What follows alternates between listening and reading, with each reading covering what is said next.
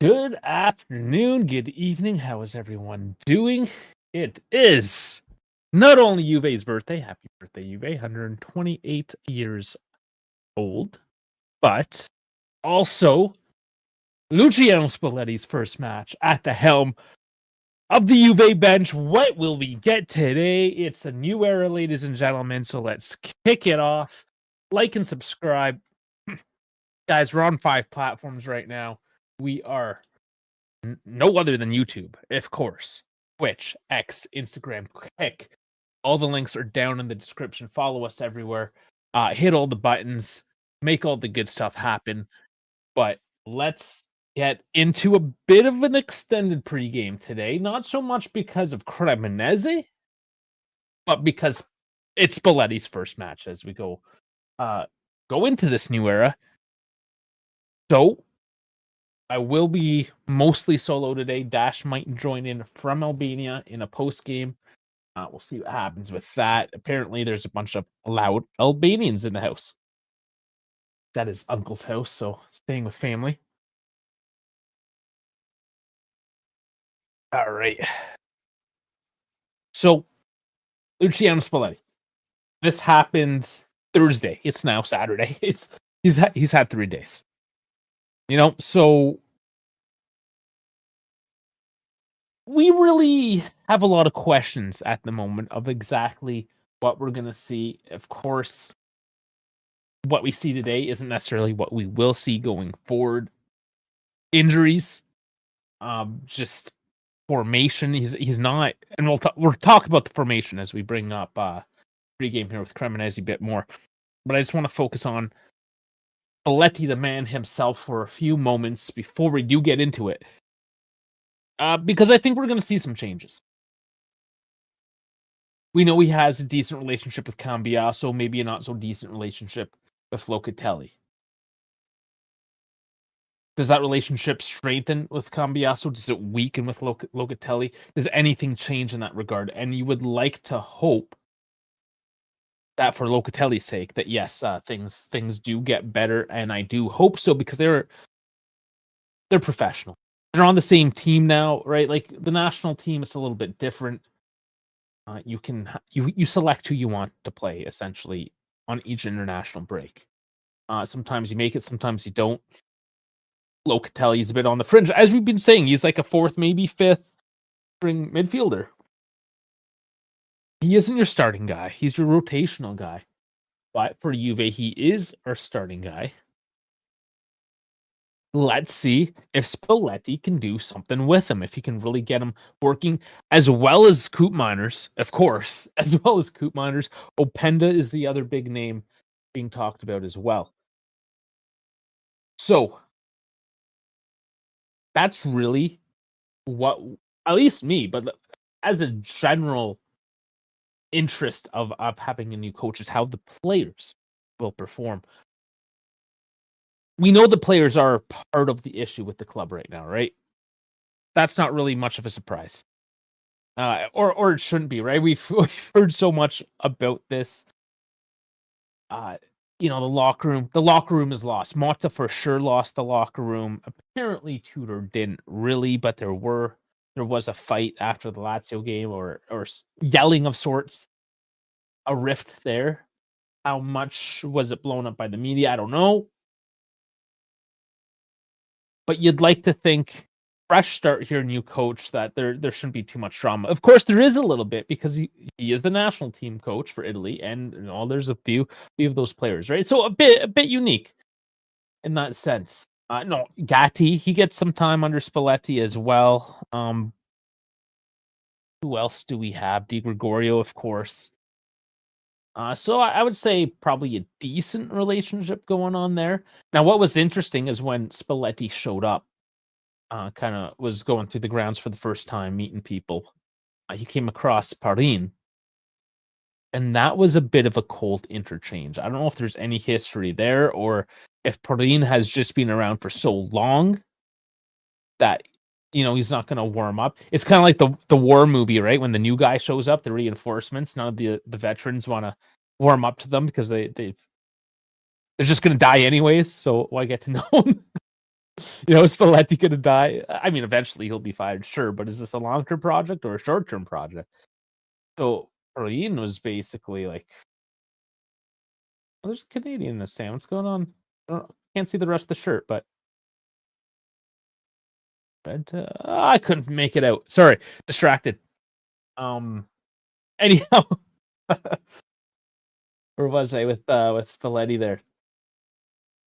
Yeah, Perlin. So he comes up, walks by, they shake hands. Spalletti kind of says, "Everything okay?" And then Perlin says, "It depends on you, mister." And kind of like a straight face, kind of cold.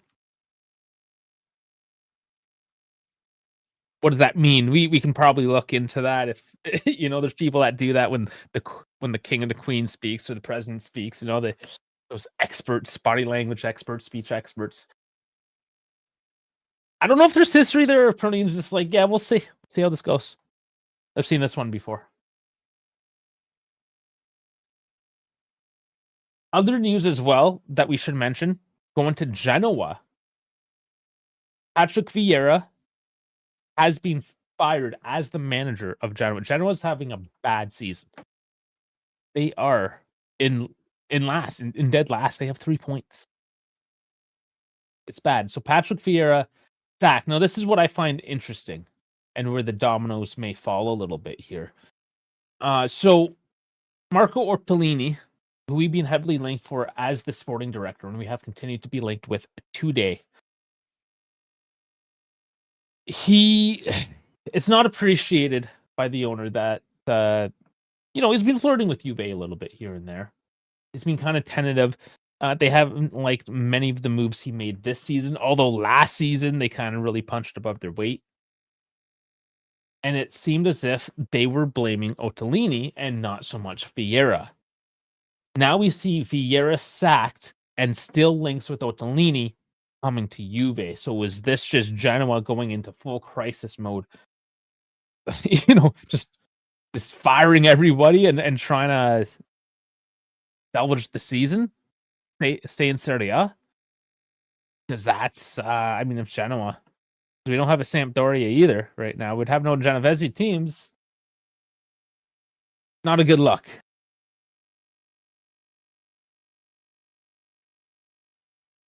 Yeah, Genoa lost a bunch of good players, and yeah, the sporting director Ortolini didn't replace them. Not sure if you want him here. There really aren't a whole lot. There are no names that are consistent. It looks like it's gonna happen. It's a matter of when. So maybe after this weekend, we'll see. I do not know. But it's kind of crazy that we're still without a sporting director. Moretti, Coney DeVinter, Pinamonti, all gone with no replacements. Yeah. Yeah, and those are some decent names. Younger, but decent names. Maybe he was just working on a way out of his contract. Not that I like that. That shows a lack of professionalism. I don't know if there's been a backroom deal with Juve all along, and this is why Genoa's not happy with it. Maybe they're smart, this whole backroom dealing. Who knows? Lots of drama that we're not privy to. We can only speculate. But those are the two big pieces, obviously, here. Is Spalletti now the coach as well? What happens with their sporting director? Things happening over in Genoa. So let's get into the proper pregame for Cremonese and Juventus. Here we go. Let's look at the lineup. We'll just go over Cremonese first as the home team. Odero in net, decent goalkeeper. Bianchetti, Bascrotto, Terracciano in a back three. That's not a bad back three for a team like Cremonese, especially. That's respectable. All right, the midfield five, none other than Mussolini, Vendeputte, Bondo, Pagliaro, and Barbieri. You remember Barbieri? Yeah, their midfield is a bunch of nobodies for the most part. Probably their weak point. They go five in the middle. That's probably why they don't have any any stars, let's say, in that midfield. Unlike up top, we have the rejuvenated Jamie Vardy and Bonazzoli as well. So a decent strike partnership for Cremonese as well. They can be decent. They're sitting currently 9th in the table, only a point back from. So I mean, no easy games. Yeah, Bondo's these. What I'm saying is like nothing in that midfield really gets you excited, right? Doesn't get none of this gets me excited. That's all I'm saying. Not like when you see a Jamie Vardy, for instance, or even an Odero in net.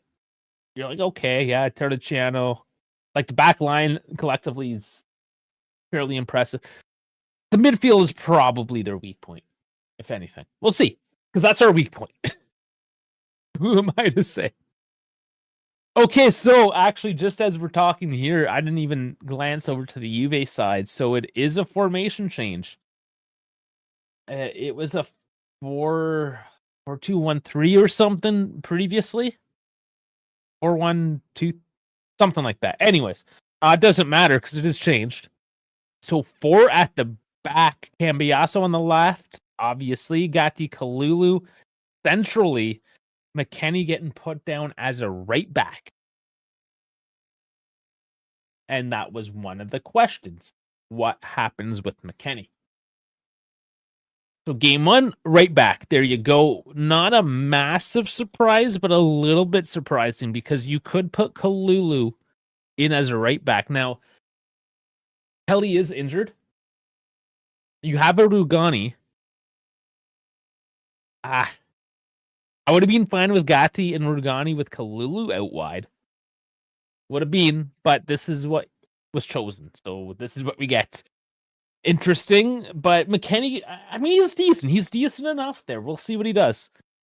Now a midfield of Thuram, Locatelli, and Koopmeiners. We'll see, once again, if Koopmeiners can be rejuvenated under Spalletti. Watching closely. Third coach now.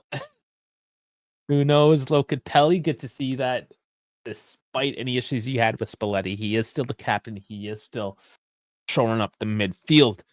We'll just see if he actually plays in the midfield or if he once again just hangs out in the defensive line. And up top, this is Kostic as a winger, as an out-and-out winger. Ugh. We'll see. It's a little slow, but we'll see. Vlahovic, striker, okay, no problem. And Openda playing the right wing. Yildiz, of course, he's being cautiously sat out because of that knee problem that he has. So I mean, for a Cremonese, you'd like to hope. Did my camera go out again? Jeez.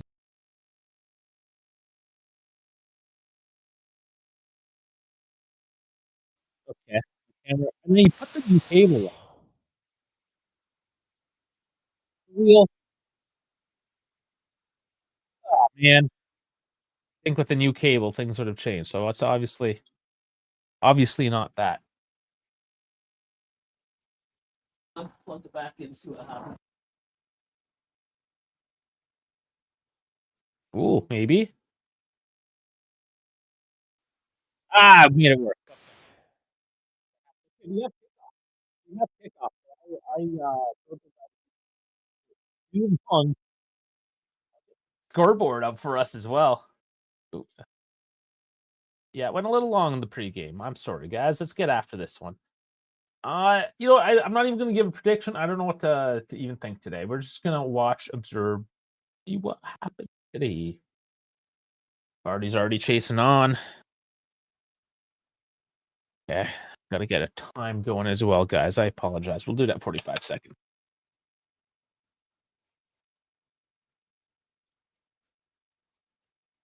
Okay, 40 seconds, 5 more, and we'll get a sync up. Bam, there we go. All right, we're all locked in. All right. So welcome in once again, everyone just rolling in. Please remember, like, subscribe, follow us all platforms, YouTube, Twitch, X, Instagram, Kick. Everything's down in the description, the bio, what have you. Go find it down there. We also have Discord and Spotify. And here's McKenny on a throw and overlapping, so he's coming in deep. He also has Cambiasso that's there with him. We did throw in. Interesting that they're overloading their wing backs on one side. A nice little feed. Openda back heels. Oh, this is open for Kostic. And Kostic is the ball. People puts it in the back of the net early on. what the? Is this the new coach power up in full and caught? Oh my lord. Spalletti stone face staring down the tube. What the fuck just happened, boys? What the Jesus? Please don't let this be a cock team. Let this be real for once. Kostic within the first couple of minutes runs right into it and like, what is Openda even doing with the back heel? It almost didn't even work. But you just throw it in a danger zone and sometimes shit happens.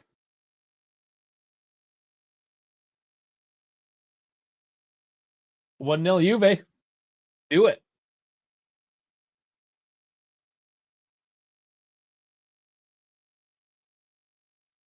Let's see how we kind of just manage this now. Game management hasn't always been the best with us, especially when you score this early. It's always hard when you score super early on.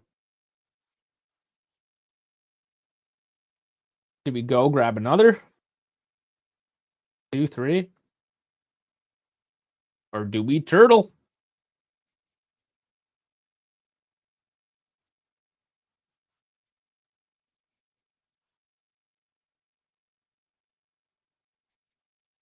Maybe Jamie Vardy comes out, pulls something out of his ass. I don't know if he has that same like killer instinct against Juve coming, being.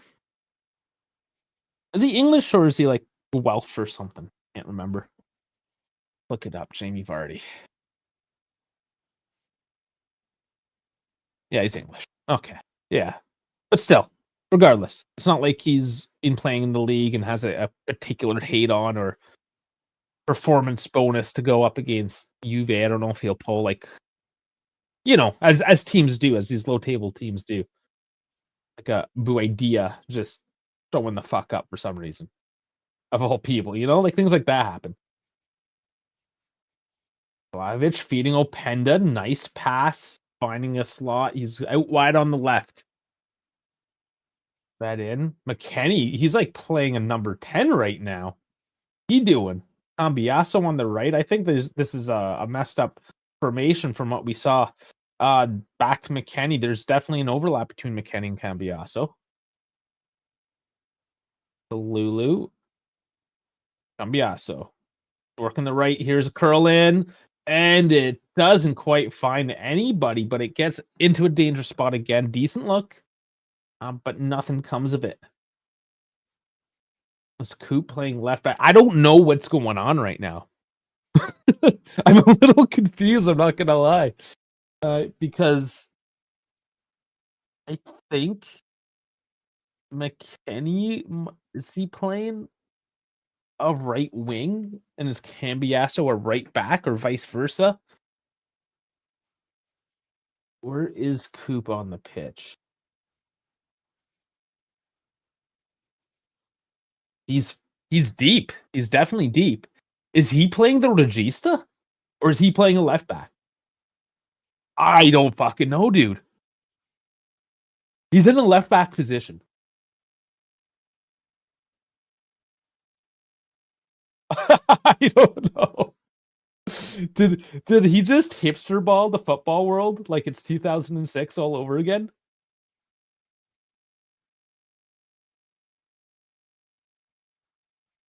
We'll try to figure it out as this goes along, see if it changes up, develops. But as of now, McKenny's a right wing and Cambiasso is a right back. Kostic is a left back. You still have Locatelli and Thuram holding a midfield.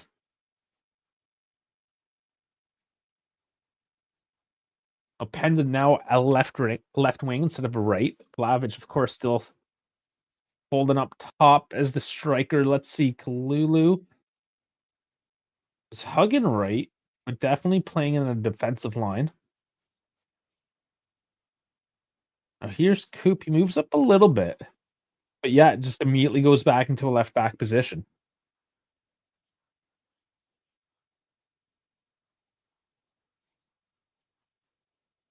Yeah, man, this is nobody knows what we're playing right now. It's a 4-3-3. Not much we know.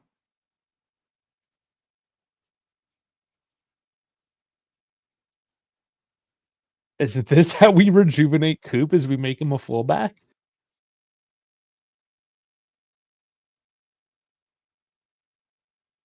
This is wild.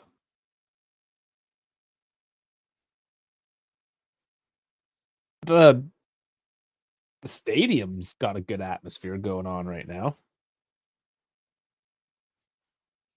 I think that's a Juve fan. I think that's Juve fans going at it in the Cremonese stadium right now. That's good. I'm fairly sure. I could be wrong.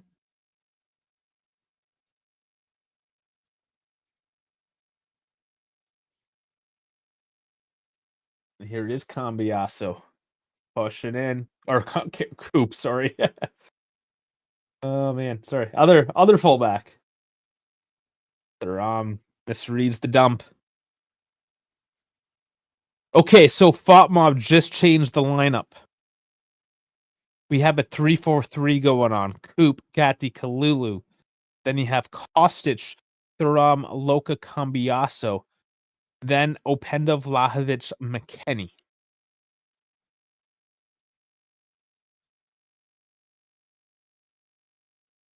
So yeah, 3-4-3, ladies and gentlemen.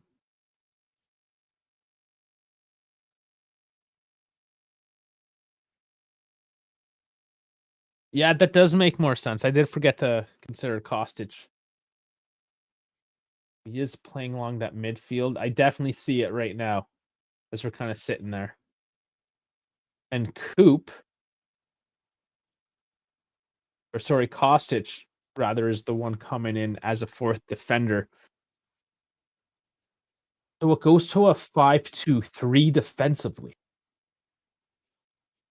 Oh, giveaway here. Openda now. He's got Vlahovic, McKennie coming in, but he dribbles it. Gets a bad deflection. But that's a corner.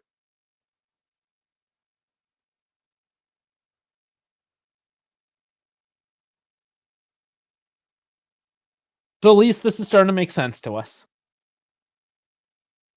3-4-3 is not a bad formation. We've actually talked about using it under Tudor.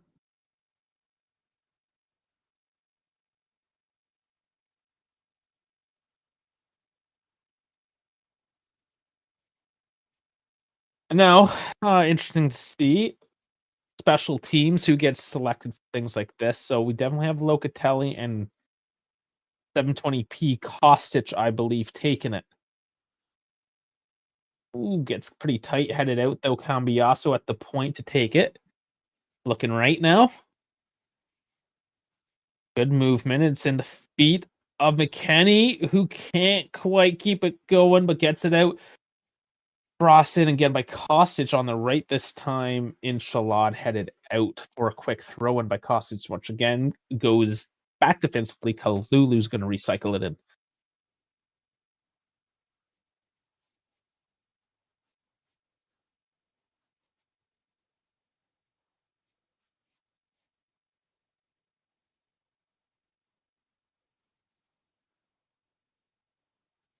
Okay, bit of uncertainty perhaps now. Troubles getting back out of their defensive zone.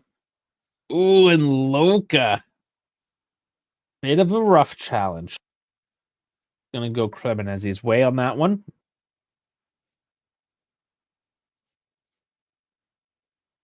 Looked like he lunged into it a little bit anyways, but nothing too crazy.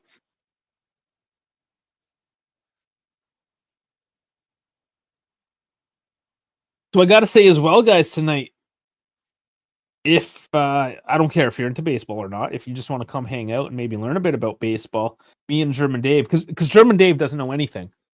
So it's Game 7 of the World Series. My Toronto Blue Jays against the LA Dodgers in Toronto. We are at 8 p.m. Eastern time. We will be doing a watch party. I don't want to say a watch along. I don't have the expertise to really like commentate on baseball.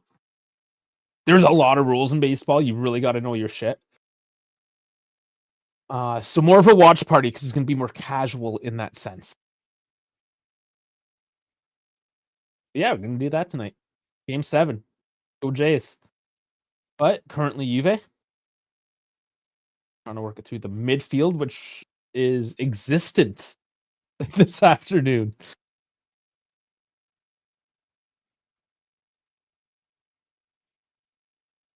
The unplayable ball call. Which one was that? Oh, the dead ball. No, that was legit. The Jays did that with the Mariners as well. That's the second time the Jays have seen that in this playoffs. But ball 4 to Openda, can't get to it, but wins a corner.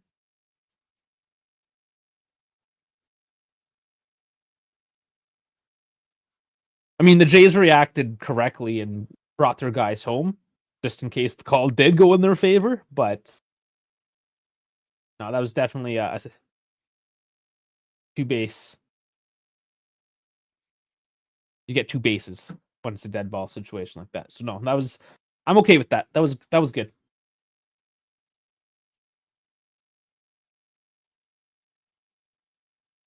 All right, laid off. Loka takes it this time. Thuram heads it back, and Coop. Come on, you had Cambiasso. You could have dished too, but he plays the safe route. Juve have to look for a route in once more. All right, so J-Car, you've been watching the World Series. Hopefully you can make it tonight. Have some fun with us. Join the Daves. I'm mostly going to be teaching Dave how the fuck the game works.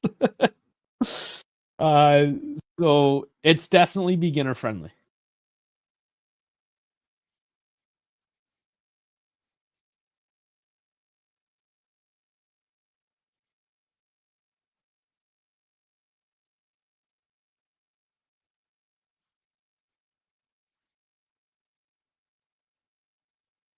also wins it back. Good job. Good hustle. So what I am liking so far now, 14 minutes in, let's hold our horses a little bit. But the press has purpose. It looks like it Kalulu feeding out too heavy. Doesn't quite make it, but the press looks somewhat more effective than it was under Tudor, which is just like a run at thing.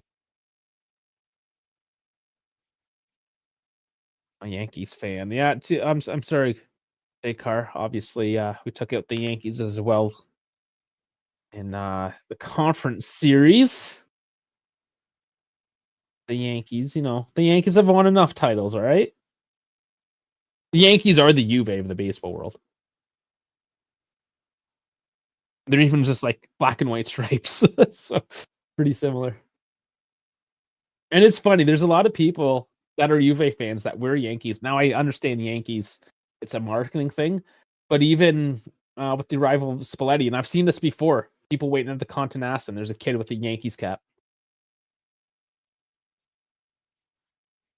It is an iconic brand. Cross in, Openda. Doesn't quite get it. So something we've noticed with Openda last match, and he had about 75 minutes, give or take. And although he should have taken a shot, he should have been more aggressive on the ball. He hasn't had a lot of minutes, and that happens when you don't get minutes. But his positioning was good. He was in the right spot. His movement kept him fluid and continued to get him in good positions. He just didn't have any sort of finish or killer instinct that game. Once again today, I'm noticing some decent movement.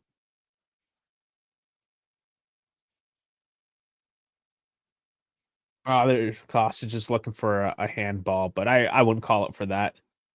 He's sliding down, went through his legs. No. Take the corner. Not much protest anyways. Kostic does take it. Head it up. Boop will collect back in the defense.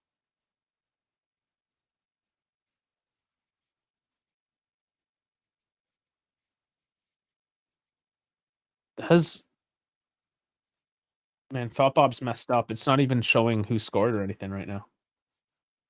Another ball in, doesn't quite make it, but good luck.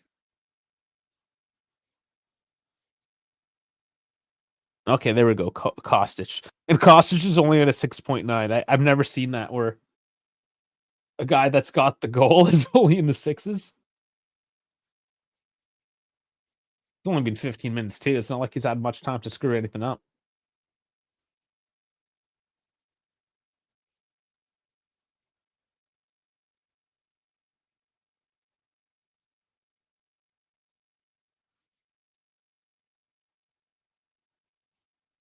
Oh, interesting heel by Locatelli, but doesn't turn out in the end. And see, this is actually where McKennie does do fairly well. Like, he's got the engine. He can just run at that defensive line, try to force a mistake, at least on his flank. Just create a bit of chaos, which might create some space for Openda Vlahovic, which are going to more naturally play off each other as a 1-2. Let McKennie bulldog it a little bit. Now it's Loca trying to press up on the keeper, getting in deep.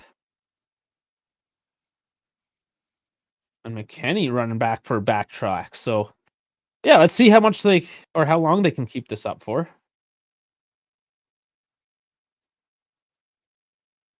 They've maintained a lot of possession and just trying to find a way through. I mean, it's Cremonese. They let one past already. They're starting to bunch up a bit more.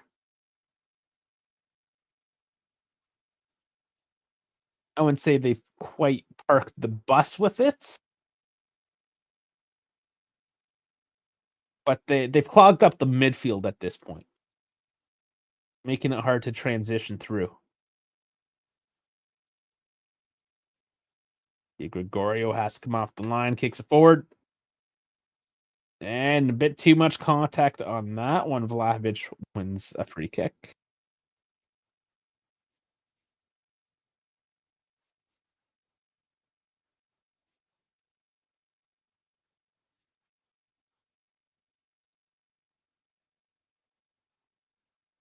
Their coach too, Davide Nicola. I don't know. Is he stuck in the 70s, 80s maybe? He's definitely stuck in the past with his hairdo and his tracksuit. Not that I'm hating it by any means, but guy's old school. It's as if he still thinks he's 20. One of those guys. You know the type. The ones that still wear like beanies and like Deftone t-shirts over a long sleeve shirt. And still have the chain wallet, even though they're 43.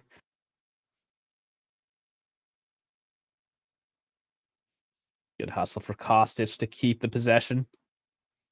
Look, some stats. What do we got? 60%, 61. Cremonese sitting at an XG of 0. Oh, and here's Vlahovic with tons of space. Tons of space. Puts it straight on, though. How did that too shallow of an angle I found? It's like he was afraid of taking on the man and didn't give him really a great opportunity to find a good angle on it. I know you got to balance that in, getting good position as opposed to like running past the dude, but wasn't the greatest. Not the greatest, anyways, but Vlahovic with the chance. It's all positive, and we are winning currently. We are continuing to attack the defense. We're not sitting back. So can't really fault them for it at the moment.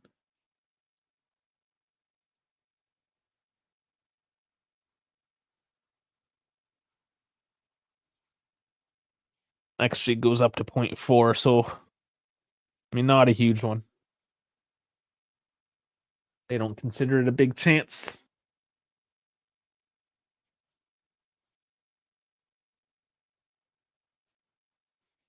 The Ram just takes the man down.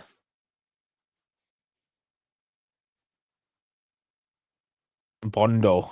Yeah, Bondo. Just hauled down by Thuram. Turnover possession. Cremonese, with what seems like a rare attempt to go forward now, is blocked off by Locatelli. So they will not go forward.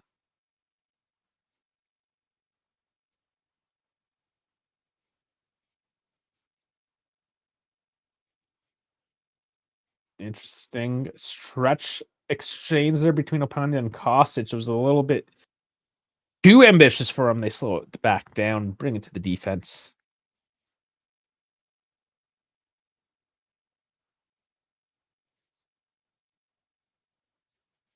I mean, that's a decent role for Cambiasso as well, to be honest. He is I mean, he can technically play as a winger, so playing the right wing back because he is a righty.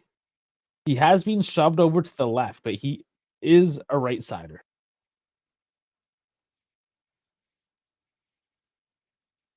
If you are going to use Kostic is serviceable. He can do a job, and he is a natural lefty as well. So you may as well, if you're going to use him, keep Cambiasso on the right side.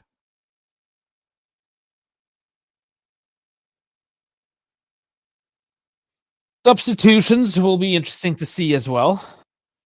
Do you actually get them at a decent hour, or at like the 85th minute mark? So I actually can't wait to see that part of the match. But for now, changed over. You got Kostic on the left, some options in there, but he decides to go forward and he can't quite find the space. Maintains control. One-on-one battle here. He gets a chip in. Terracciano heads it out. And then Terracciano comes back in to boot it downfield. Vardy's trying to lose Gatti. That doesn't work out for him. Gatti maintains composure, gets it back to Di Gregorio. And Juve will reset and try this again.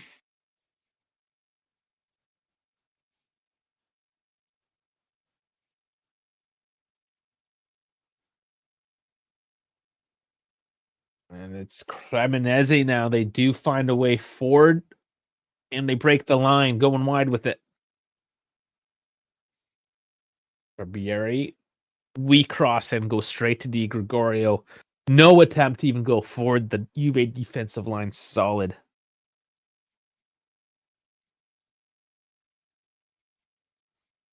He's looking back at that Vlahovic. That was a decent turn to get him onto that run. Oh, definitely give him some credit for that movement.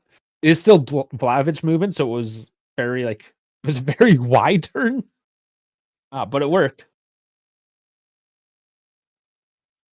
I don't think you've seen Kostic move that fast in a while. I mean, he is a decent player, not known to be fast though. That's for sure.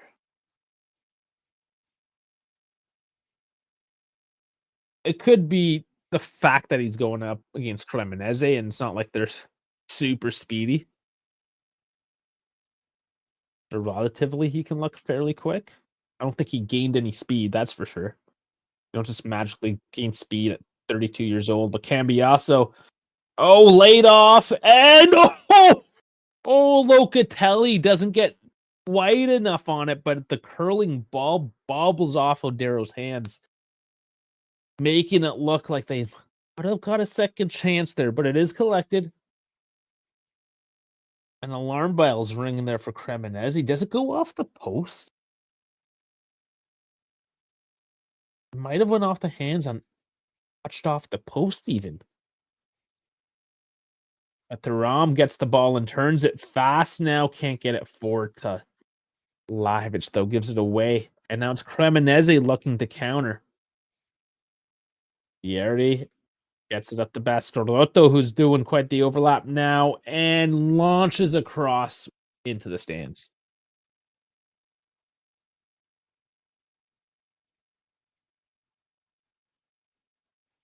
And yeah, it was the movement on the ball that was dangerous on that Locatelli shot. Yeah, it did go off the post. Fingers, post, and like up in the air. Ugh, close.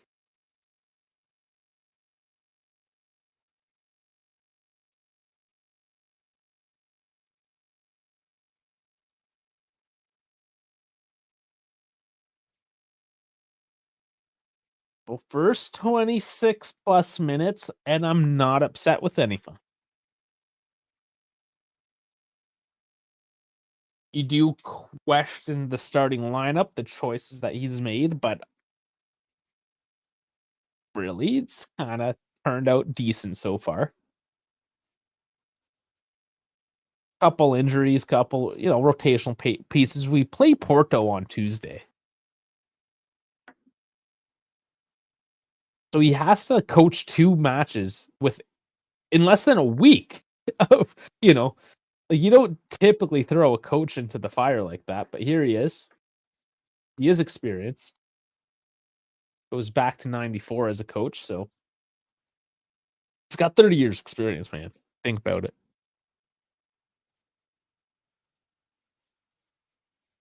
Could have done worse. I mean, we did do worse. Be honest.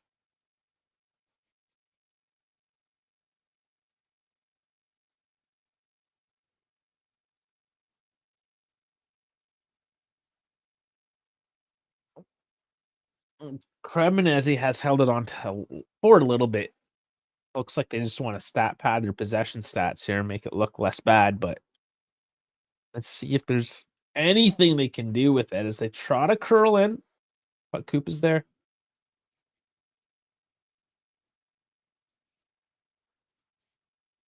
And just dump it back to Alberto. They can't find any options through Juve at the moment.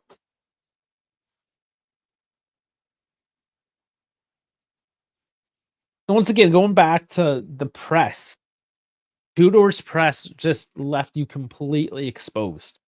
Whereas the current press seems to have some sort of organization to it, where you don't have guys charging out of position. So I understand it is Cremonese, and this is a decent match to ease into thing. Try these new formations with the new coach. But once again, there's not a whole lot to complain about at the moment.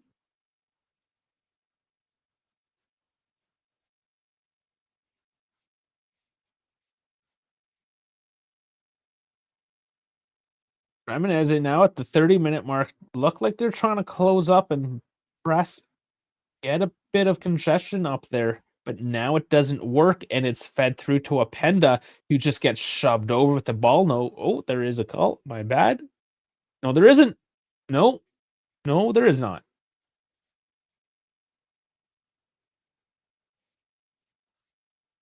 Hopefully, we get to look at that again, see what sort of contact was involved. But Cremonese now get another chance to try to find a hole. And all they found was Cambiasso, who strips them of the ball, and he gets tripped up this time. Now there's a whistle.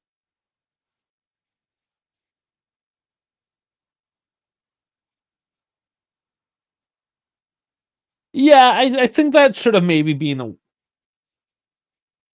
See, now that's a tricky one. Yeah, he did go down. It wasn't rough. Maybe he went down a little easy. But if you give the call, you almost have to give because he beat his defense at that point, right? You kind of have to elevate that to at the very least a yellow, maybe even a red, because he beat the defender, and that's a little heavy for what just happened there. So maybe that's why he just let it play on that time. Vlahovic, he just goes for it. That's a little too easy from that distance.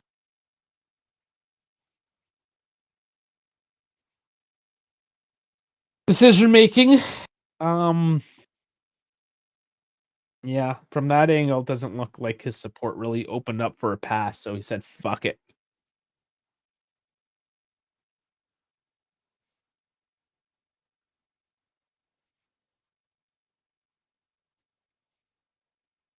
Now 4 shots to 0 on target, but fed through now for Cremonese, and he goes to ground in the box. Barbieri, I believe. It's gonna be checked. There was no point. Looks like he went over a little too easy, in my opinion. Yeah, I wouldn't wanna give that one. No, that was Pagliaro, by the way, not Barbieri. Way too old to be Barbieri. But out on that flank regardless, out on the right. No call. Goal kick. I agree with that one. It was quite light. The non-call on Vlahovic was or sorry, Openda was more of a call.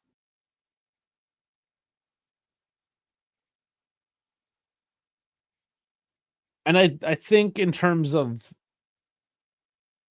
impact, right? Because Openda beat his men, he would have been through. The other one, Payero was in the box, so similar sort of let off, let's say. Ambiaso though curls it in. Oh, it just bounces off the defender, off Openda, and it's a goal kick. Just a bad bobble, bad luck. Bascarotto having words. And because I kind of rambled too long in the pregame, I forgot to mention the fact that it's Daniele Kifi that is the referee today, which is one of our we don't like him. Yeah, Hoop gets a little ridiculous with that tackle. Little much.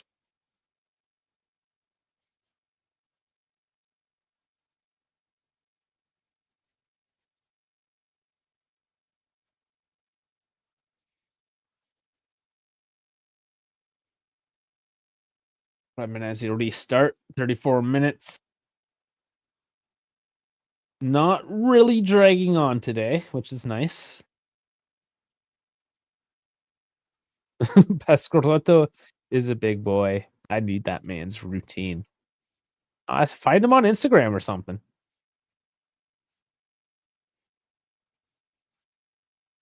Maybe you can get his routine.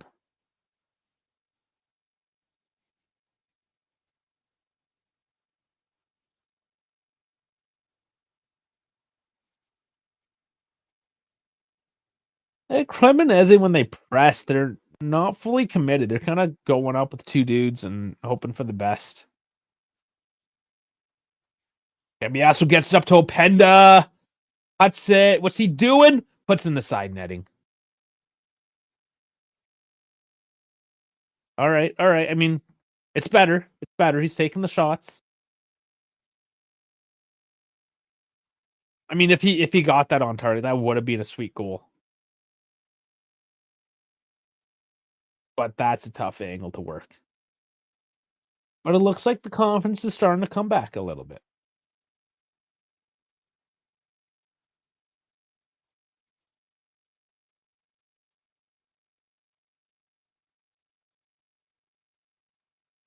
Nice win back. Juve controlling the midfield. Ooh, wild, wild cross, but it works. Openda in the box now.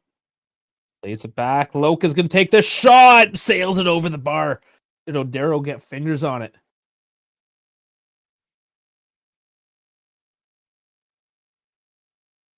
Don't think he got a touch. No, did not.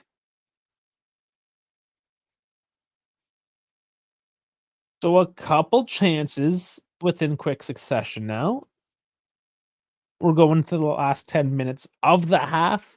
Maybe a final little push here to secure a goal going into the locker room. The ebbs and flows of a soccer match.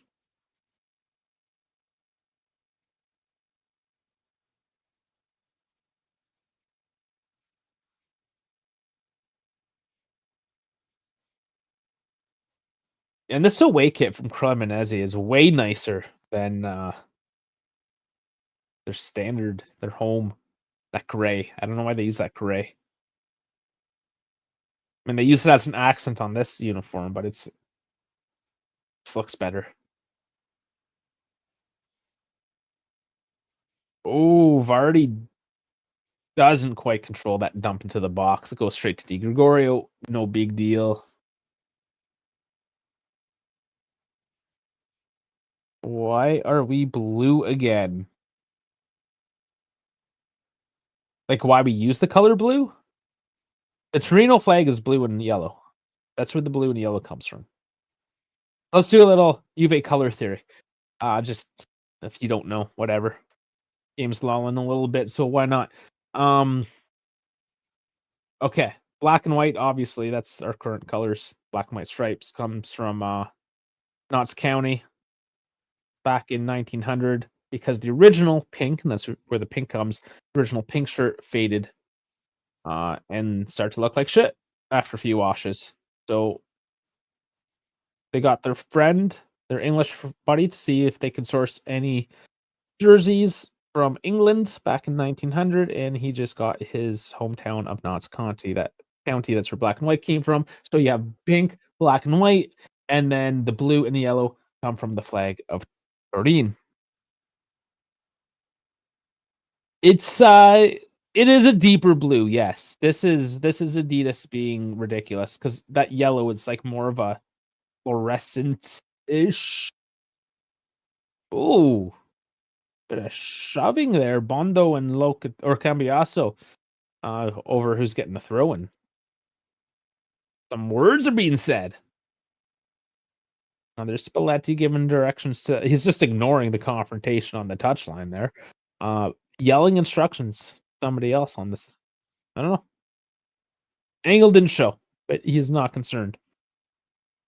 But what's happening on the touchline? So it is a Cremonese throw-in. They get it going.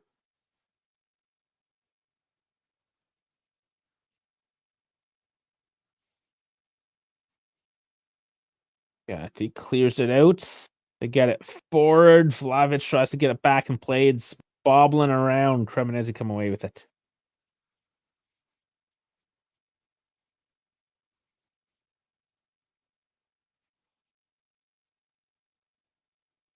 And they actually maintain a bit of control this time, Cremonese. They don't just give it away instantly as they have been. They're cycling around a bit, but there's still no way through. The midfield, the Juve midfield is existent today, ladies and gentlemen. There is actually a barrier in front of the defense today. It's crazy, but a long shot that sails almost out of the stadium. I mean, it's not a big stadium, but it was flying.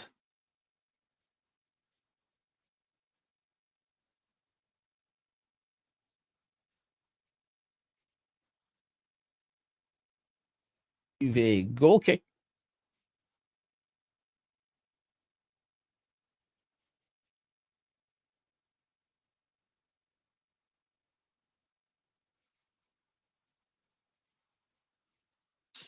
Still have Cremonese going at it.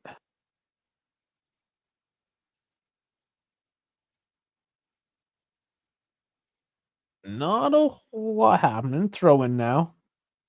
Whenever Cremonese do have the ball, it's not exciting, and I'd rather Juve, like even just from a neutral perspective, rather just Juve have the ball right now, so at least they'll attempt to put something on net.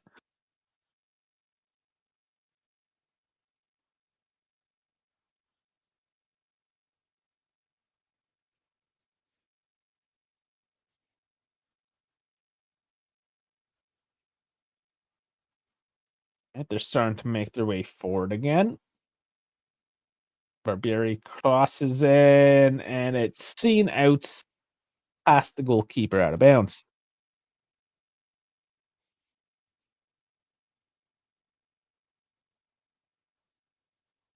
Yeah, that was not the greatest.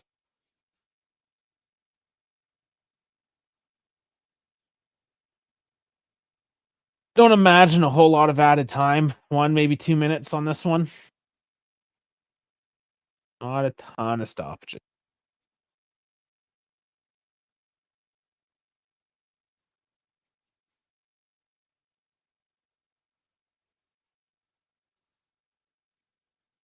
Game just sort of lulled away here. Again, oh, what happened there? Hostage taken down? Bit behind the play there. He's still down. I don't know if he's legitimately hurt or if he was just playing for the foul, but I think he got maybe an errant hand up in the mouth.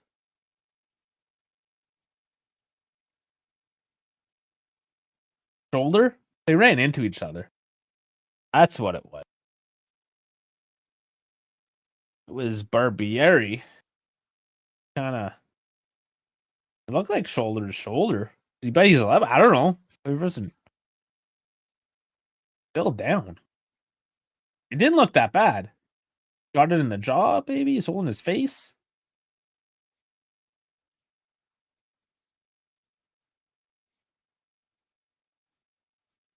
I think he's fine. He's probably just taking a rest at this point.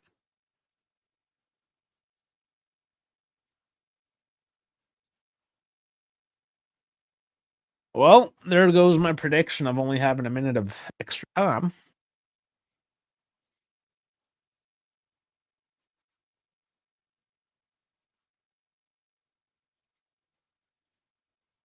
Mm, well, he's still being looked at.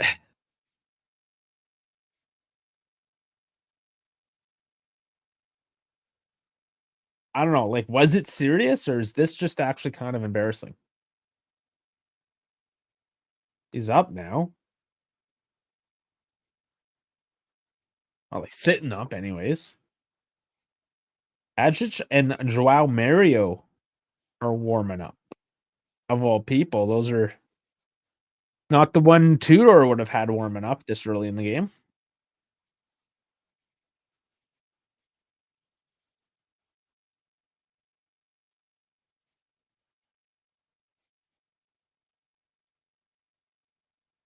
Yeah, it looks well, it is an ice pack on his jaw, so his neck? Rubbing his neck. I don't know, man. It didn't seem that crazy.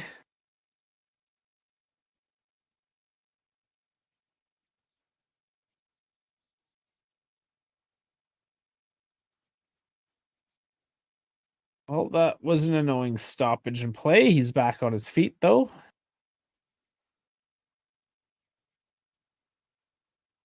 And we get this going back under play. So Di Gregorio dumps it forward.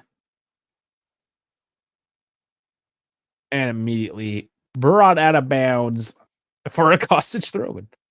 Or no, he's handing it off now. He still seems rattled, so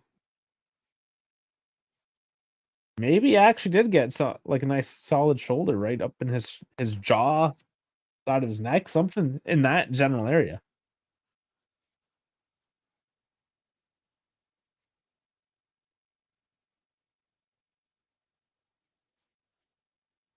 And 3 minutes added. That's about how long Hostage lay on the ground. So there you go.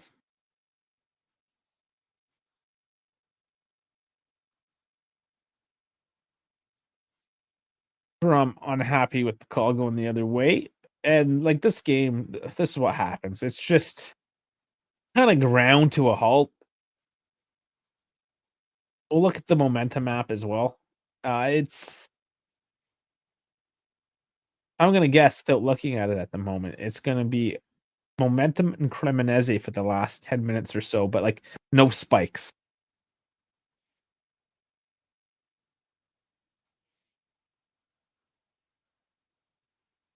Barbieri wins a throw in. They got a couple minutes to try to do something before the half runs out. And they wake up. Could they find the roots?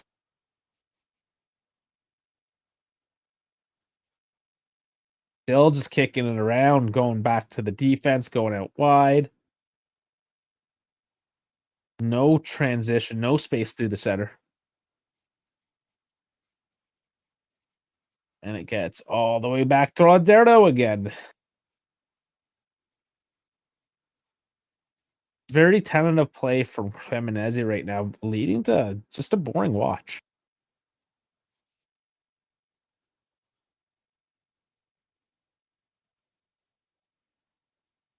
Having troubles right now, just breaking the Juve press, getting out of their own zone.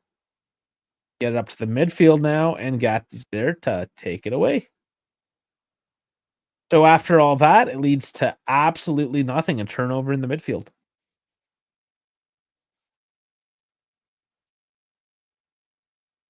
One more minute of this extra time. Kick down forward. Does it get to Vlahovic cleanly? He's trying to turn. He's taking on two men. Finds Openda. Trying to turn. What does he do? And he tries to get a cute little sneaker and sneaks it wide.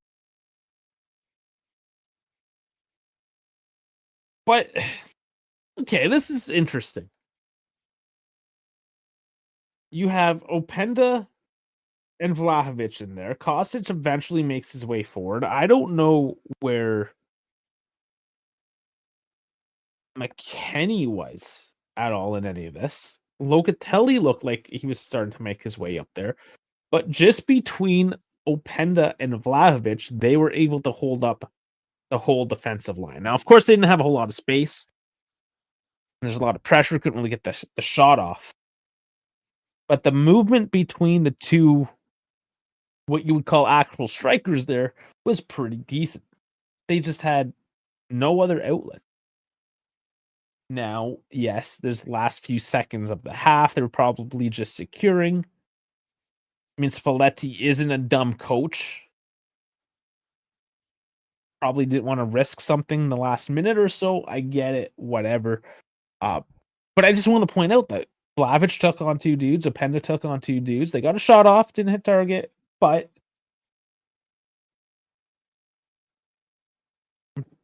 it's good. This is good.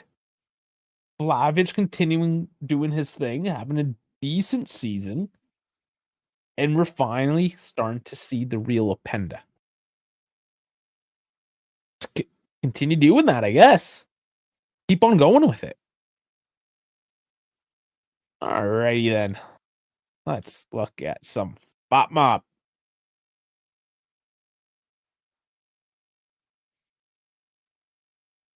Okay, a bunch of sixes all around. The only one in sevens is Locatelli. Kostic at a 7.1. Got Terracciano at a 7. Yeah, Mussolini at a 5.9. Didn't even hear his name. Didn't see him. He didn't do anything. Kind of mid. Just kind of mid. And let's remember, the goal happened at like a minute and a half. And then I would say there was nothing, but nothing killer. Obviously, no other goals. No, like, they were out and out chances. But look at some of the facts. Where's my this facts? Where's my my momentum? Where's my momentum chart, bot mob?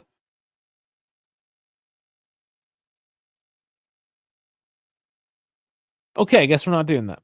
Let's look at the stats. So it ends up 54% possession for Juve. That was at 64% up until about that last 10 minutes or so. And then Cremonese just held it. Held and did nothing. Their XG is actually at 0.07 now. Look at that. For a total of 2 shots. Not on target. We have 8 shots for on target. 2 big chances. Obviously, one of those are missed. Passing's 205, 87% to Juve's 245 at 88. Not horrible. It's not spectacular. But there are, we'll admit, a lot more of those passes into the final third than a lot of those safe lateral and back passes. So put into perspective, decent. I'm not going to write home about it, but that's not a bad number. Fouls 5-6, corners 0-3.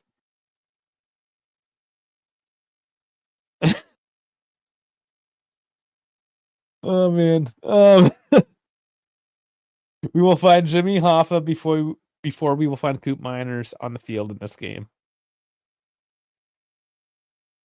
He had a couple touches. Maybe we can look. Let's see what he did. 4-6.5. 35 for 37 passes. That's all right. One defensive contribution as a left center. He's playing as a left center back. 5 passes in the final third. Accurate long ball, straight for 5. I mean, he's not doing horrible. Clearance, a recovery. To be fair, he hasn't had to do much. There was no real Cremonese threat in those 48 minutes. Nothing. They looked at the net a couple of times, like took a glance, like, oh, yeah, I'm supposed to do something with that. But let's be honest.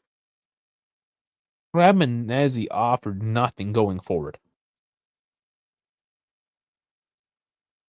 So when you see Coop, Gatti, and Kalulu at a 6.5, it's because they didn't have to do anything. They're at the status quo. So there's really not a whole lot to say for the back line. They haven't been challenged. They've moved the ball around when they've had to. It was good.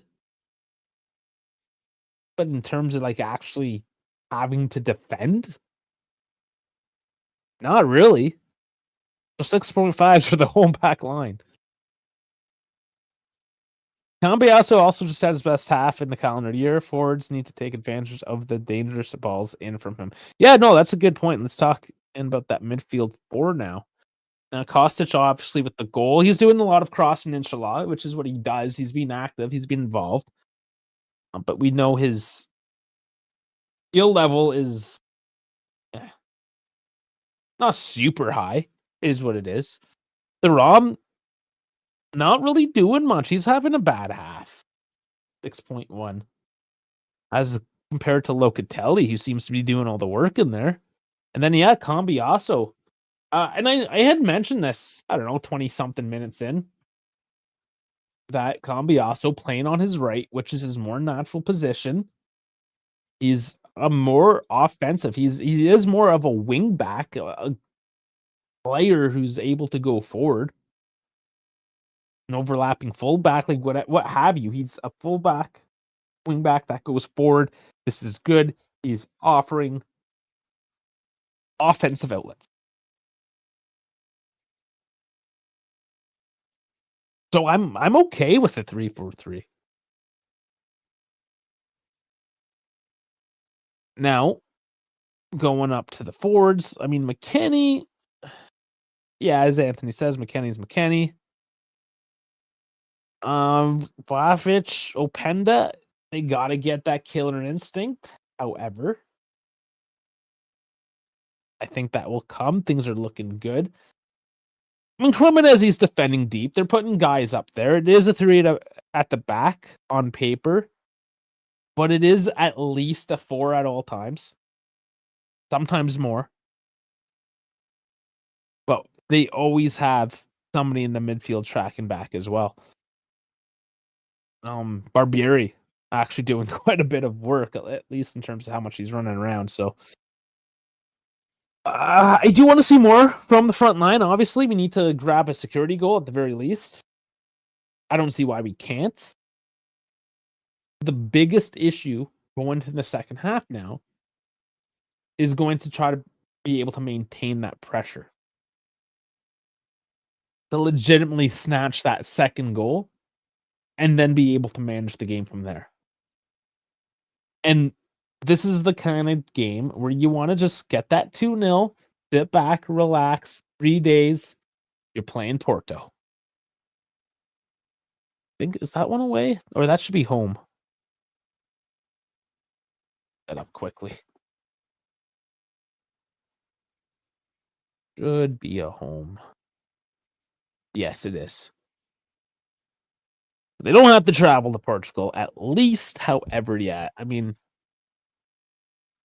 3 more days, and you've had almost no time with Spalletti to get a scheme going there, right? So get this into management mode. No shit. Like this is when I want things to kind of be boring. So the tail end of that first half was horrendous to watch. It was boring as hell.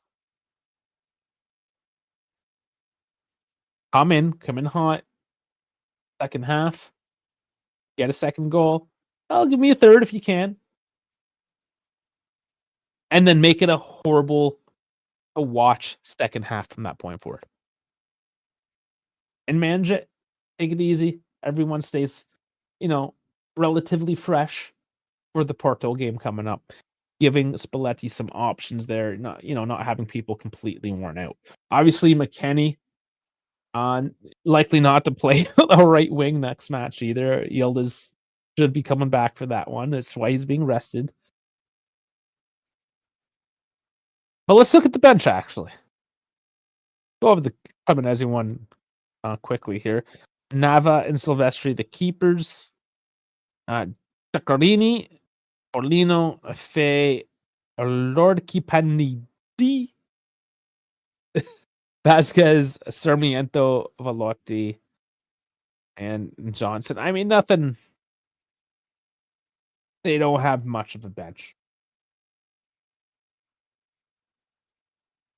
Bay, Ceccarini. I mean, Silvestri, but he's not going to come in. Vasquez. I mean, these are names that can come in and start to play a match, But again, nothing that's really going to get me excited. That's, I think, maybe where it's going to come down to late in the game. As Cremonese does get more and more tired, they don't have the option off the bench. We put on some fresh legs and maybe put a killer touch. So let's look at the Juve bench. Harding and Scally as keeps. You got Rugani as a solid defender to come in. There's Ruhi. Looks like he's healthy and dressed once more. Pedro Felipe. Don't expect to see him either. So maybe a Joao Mario for the wings. Vasily Agic. Does he come in as a midfielder? Does he come in maybe for like a McKennie and play wing? But you also have a Chico Conceição and an Edon Zagrova that can come on the wings. Another guy that can play a little bit more forward, Fabio Moretti. Do we see anything from him? I suspect that maybe we see a bit more under Spalletti. Then, of course, Jonathan David. So you can straight up replace your front three. Got Moretti the midfield. You got Adrix in the midfield. You can make a couple changes there. And then maybe a fullback and a central defender change with a Rugani, a Joao Mario, perhaps. But yeah, I wouldn't be surprised if you get at least a couple of those guys up top to put in some fresh legs. I mean, Thuram not having a great game. You're going to want to move him out. So is that a perfect opportunity to get Moretti in there for some minutes? DJ is saying the balls to choose this lineup on your first match. Sure. Yeah. I mean, I don't know, man. You got to make it work. There's nothing. A 3-4-3 is a solid formation. And it's perhaps a transitional formation as well, right? Where he wants to go to 4 at the back. I'm pretty sure of it. But they haven't, other than that last Tudor match, they haven't done 4 at the back. So he did say he's looking to ease into things, not rush the process, kind of work into it. So,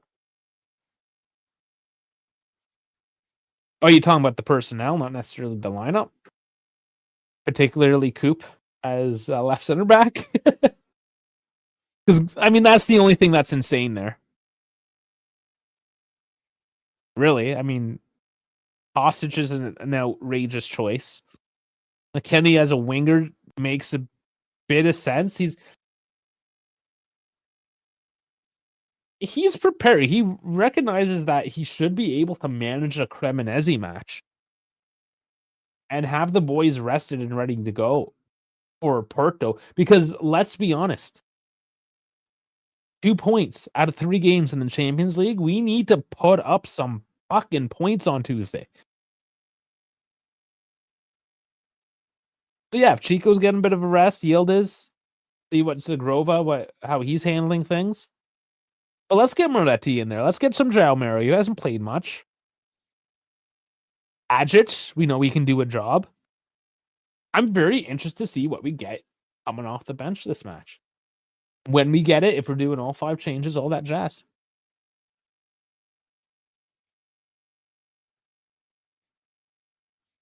Because sure, we want to see how the players react to the new coach, but we want to see also how the new coach reacts to the ever-changing game and how he manages that and how his strategy and tactics change throughout.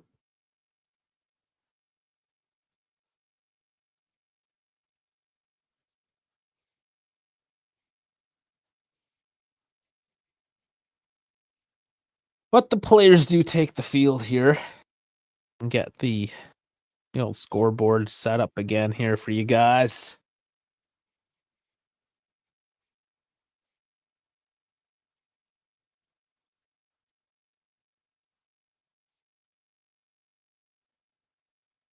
And there is the scoreboard now. And we just gotta wait for the kick. Spalletti taking his time coming out. I bet she just took a shit. Looks like he's just putting his pants together. Yeah, he's fixing his pants. He definitely went to the washroom. I'm debating going to the bathroom, but I think I've committed now. All right, second half. Here we go.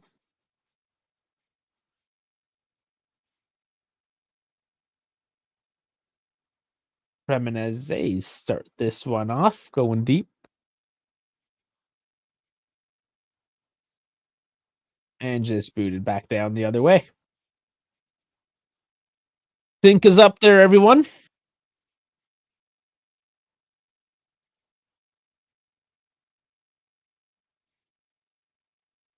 Kostic takes it off Barbieri, but can't keep it in.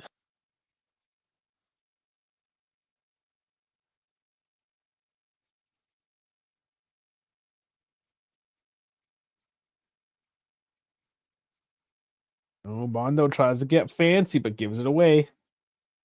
Coop steps up to control that ball. Thuram, still not looking great. Loka has to recover it.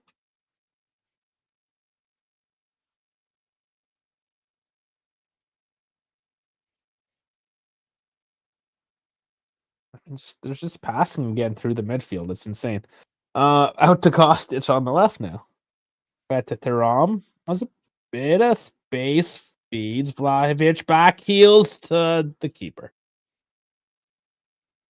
There's a lot of these cute little back heels going on here. And it did work. Not cleanly, but it did work on the first goal. But it went off a defender first. I mean, it wasn't supposed to work.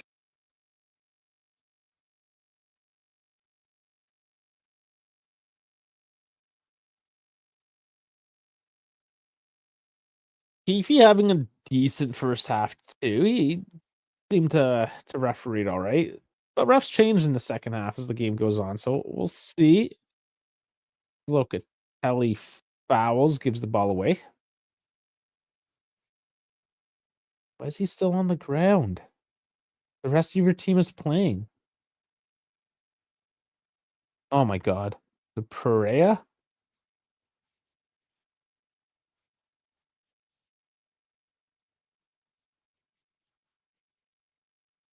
Still down.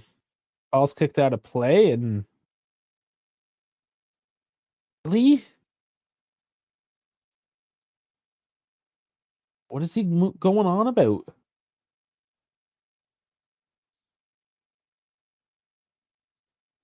Unless he got like a hernia or something? I don't know. It looks fine. Get on with it, man.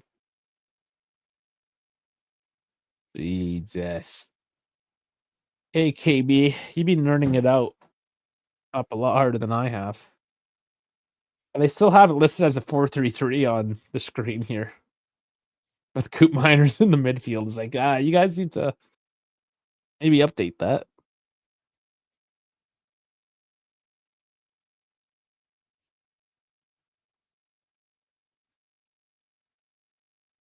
Go on back, but Juve, there's Kostic in space on the left. Vlahovic not fed it. Kostic loses his man, though, and walks in, lays it off to Vlahovic. That puts it straight onto Adero from quite the angle once again. They're getting forced out wide when I thought Kostic found the route forward. Did not commit to the shot. Laid it off to his striker. It wasn't necessarily in a great position. I would have liked to see Kostic maybe take a shot there and get a sloppy rebound, worst case, but nonetheless. Juve maintain a bit of control.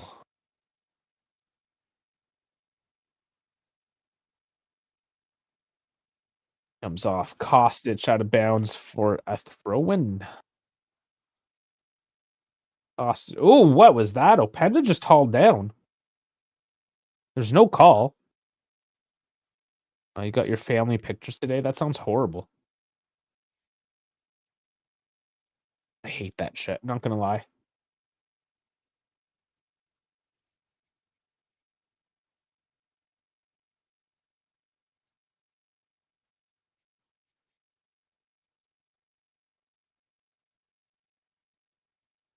And I wonder what happened with Openda there. Looked like there was a hand on the shoulder. He went down. Did he go down easy again?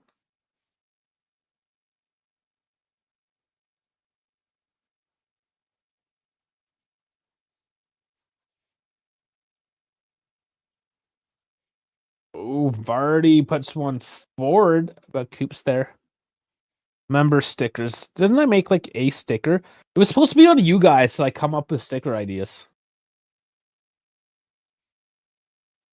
Besides, our viewer base, I don't think really cares. Like obviously they don't care because they never came up with ideas. It's like an adult channel. We don't play with stickers. You got a question, like adults that play with stickers. It's like, yeah, what's really going on there? Those guys with the big jacked up trucks and they just have stickers on it. It's like, cool, you're cool. Playing with stickers. You're a big boy.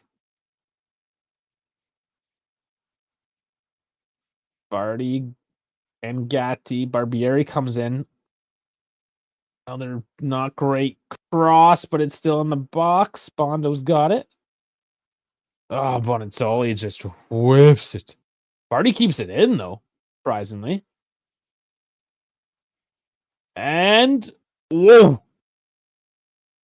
What happened there? Launched Cremonese looking good. I'm pretty sure that went off Di Gregorio with a massive rebound out of bounds, and that should be a corner. Oh, but did the ball go out on Vardy? They're going to look at that. Yeah, Di Gregorio does get the save. And they call it out of bounds on Vardy then, so none of it matters. It's kicked downfield by Di Gregorio. They try the long ball, doesn't work out.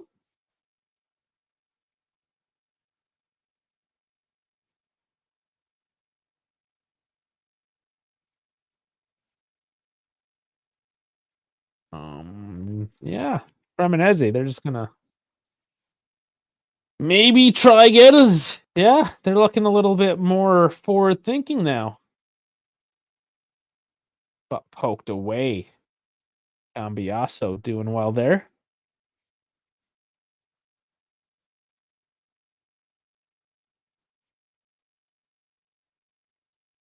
Yeah, didn't I make a Benetti sticker? Gatti's there. So Cremonese starting to make a bit of a push.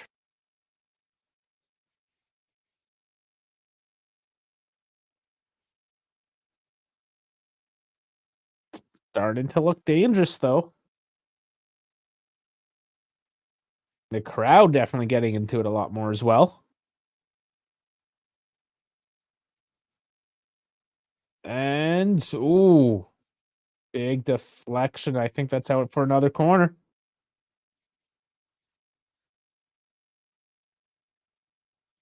All Cremonese at the moment. Maybe. I don't know if it made contact. Let's see. It is a corner. Taken again. No time to waste. Ooh, cleared out. Not looking good at the moment.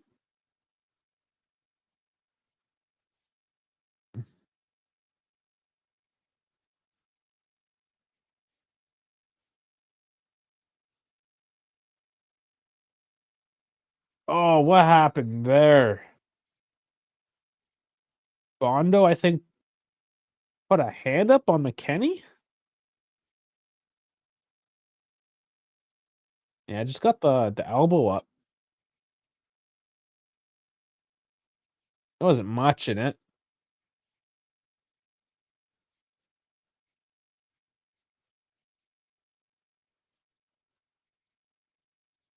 No, they do give it to Cremonese, though. Sort of 50-50. I don't know. I would have just let it play. But here we go. Free kick in a decent position.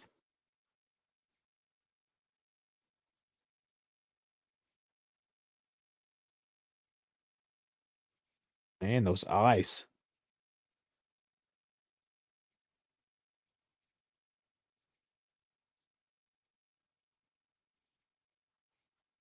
Organizing the line now. If he's getting involved, organizing the boys. Let's do this.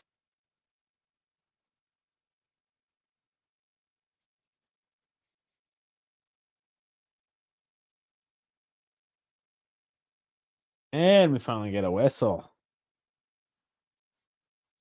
And it's immediately cleared off by the wall. Openda's trying to control it a little bit. Locatelli pushed over. And Cremonese will give up the possession. Ooh. No, it looked like Locatelli went through Paero. Yeah. Tried to go for the ball, got the back of his calf. And he is still down. I mean, yeah, that hurts. But even Locatelli's like, let's go. It's Paero. He's already wasted at least 3 minutes of this match being a bitch. So why not waste another 3 minutes? Because a true cunt wouldn't let any fluid of play ruin his day of being a bitch on the ground.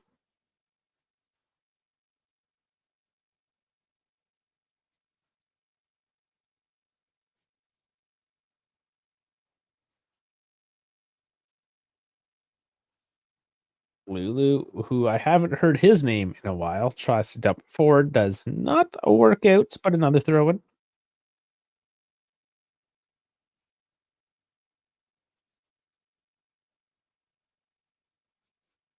Yeah, Bascaroto, he's kind of got that like fascist build. I don't know if he is, but he looks like he might wear a brown shirt on the weekends. Again, I'm not sure if he actually is, but the luck. I don't want to call the guy something serious if he actually isn't. But he does have his sleeves sort of rolled up as well, right? That's kind of what gave it the look.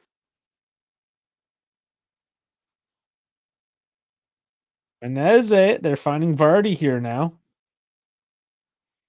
Barbieri goes down way too easily in the box. Way too easily. Ball wasn't even close to him. Bondo, though, they're moving it around, chipped, and collected by Di Gregorio.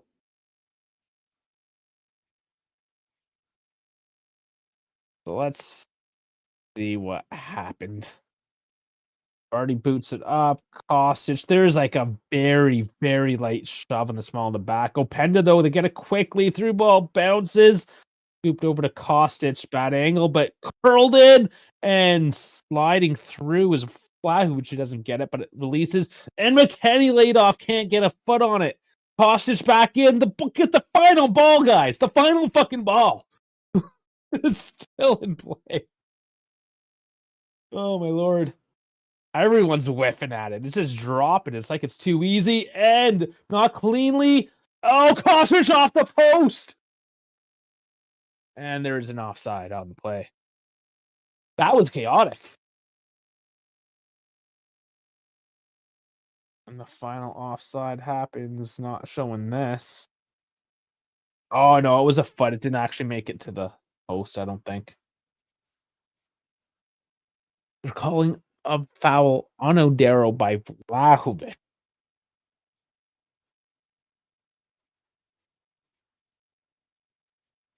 Oh, that's funny. That's funny.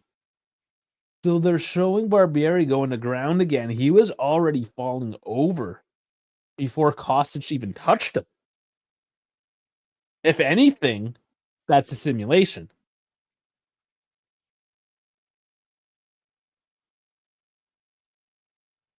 And that now is for sure a foul drawn against Coop Miners. Getting his foot in the way on Barbieri once again.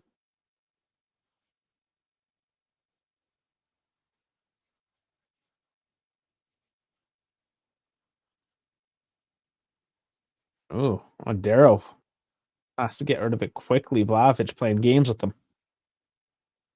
Oh, nice slide in. I can't tell in the 720p who it is. It's so far away. Kalulu, I believe.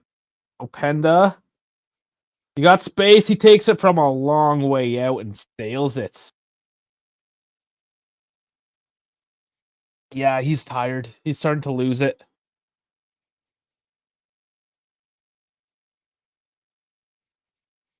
Again, with not a whole lot of minutes in you, we are at the hour mark now.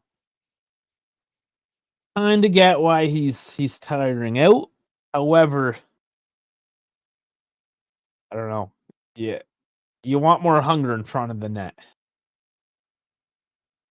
He's trying these wild shots, and I'm sure on his good days he can put them in, but it's like when you haven't worked out in a while and you go and you pick up the same weights. You know, you can't lift it, but you're going to do it anyways. I feel that's kind of what he's doing. It's like, oh, I can normally make these shots. I haven't done it in a few months. I know I can do it. Not today, buddy. Not yet, anyways. But yeah, as you tire out, you're more and more likely to make those sloppy shots. Luciano, curler in. Looking dangerous, headed out.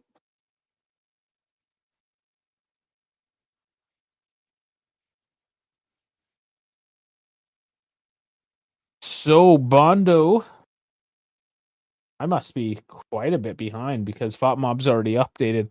Bondo is out for Jeremy Sarmiento.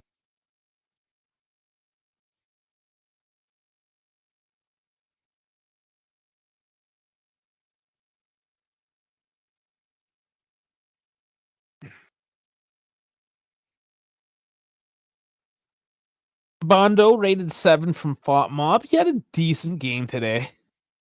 He got involved, kind of controlling that midfield. Laying a bit deeper though. Now you would expect Sarmiento maybe to start pushing up into maybe the slot there with Vardy and Bonazzoli. Oh, given away by Bonazzoli. It's Openda with space. He got tons. Give it to Vlahovic. Give it to Vlahovic. Oh, that was a shitty fucking pass, man. You had all the time in the world. That was inexcusable. That was bad by Openda. Coming in, did someone say weights? Yeah, man, check out Basquerotto, man. You'd be jealous.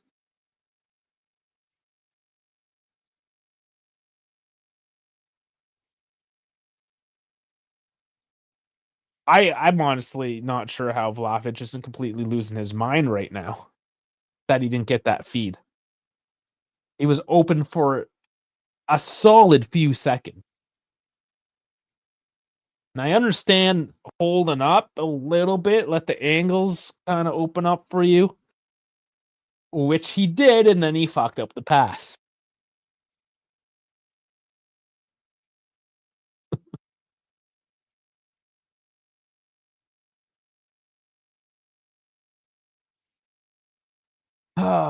Right. Cremonese on the attack. Nice foot there by Gatti. Just kills that play.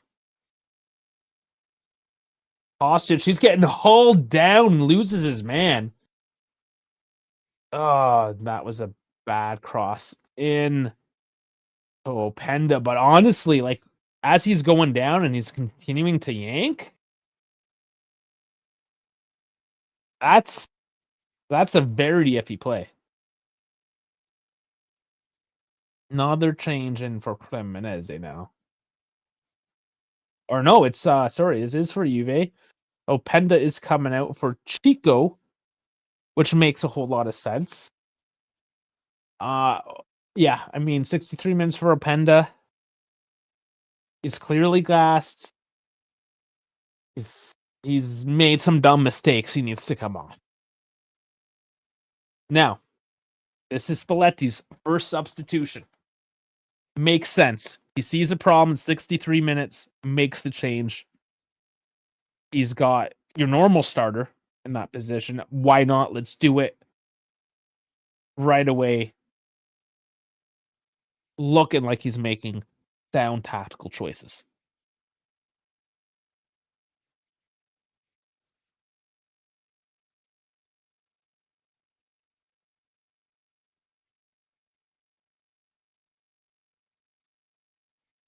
About 25 plus here.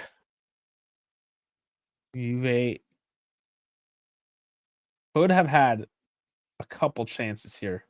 Vlahovic marked up on the right, looking for his options, has Chico there. They're going to slow this right down, regroup.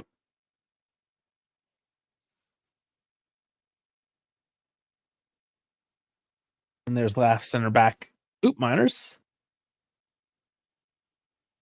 This may have been his just like least shitty game. And that's because he hasn't had any responsibilities. Left center back. Oh, come on, guys. Control this. And Thuram goes through his man. Advantage given.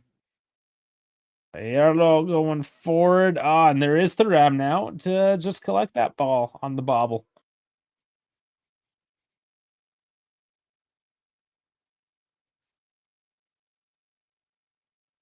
Juve not very quick on the counter this time. Cremonese sitting deeper.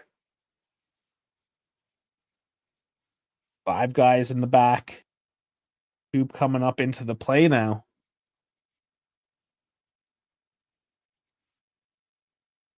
Loca to McKenny. Oh, no. Feeds it to Vlahovic or Kostic is. No, it is. I'm sorry. I was just looking up his pant leg. I wasn't sure if that was Kostic's shoutout or Vlahovic, but it wasn't indeed Vlahovic. Oh, I just can't get onto it.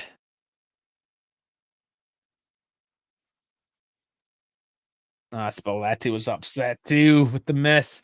So many near misses. So many. This is definitely homework for Spalletti here to get Juve just sorted out on that final ball. So many chances created today.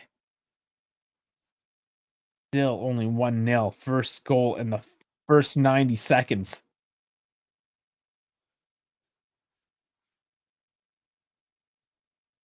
Ram trying to find a way through. Lays it off to Chico. Cycle back out. Kalulu faked it. Chico making the run. Cross in. Laid off. And the deflection in the back of the net for Andreo Cambia. Andreo? I screwed that one up. Andreo Cambia. Oh my lord. Was that a cock tease until it finally blew? It slowed, my lord. It's 2-0 for Juve in the 67th minute. And finally, after all those chances created, one laid up for none other. Andrea Cambiasso. 2-0. Game management time. We got 22 minutes to go. I expect this one to be a lot more chill. Crossing by Chico again. Just not clearly managed by the defender. Sliding this time, Bascarotto. Kind of gets past him and deflects out to Cambiasso, who has a scrambling Odero, gets a piece of it actually, but just not enough, and it bounces up into the netting. Chico looks like he's gonna get the assist. See, it's not recorded as such yet. Cambiasso definitely credited with the goal, but maybe because of a deflection, he doesn't get the credit for it. I look nice today.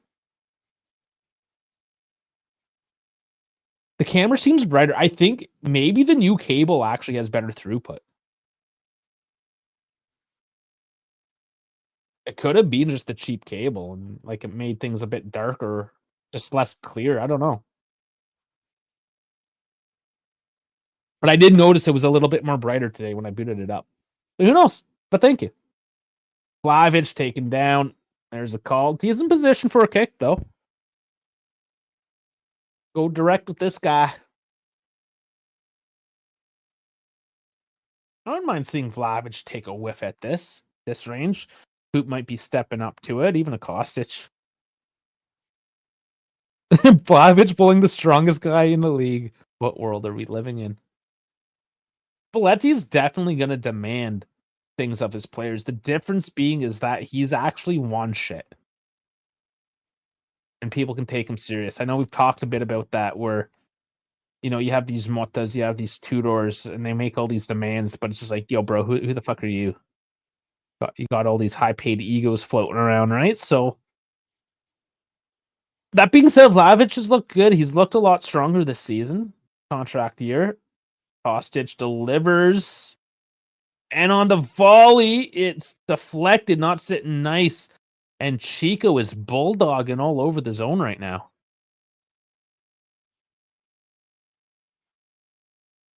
Wanted to go.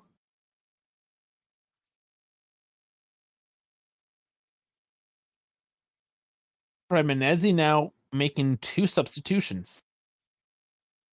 They happening or maybe not quite yet?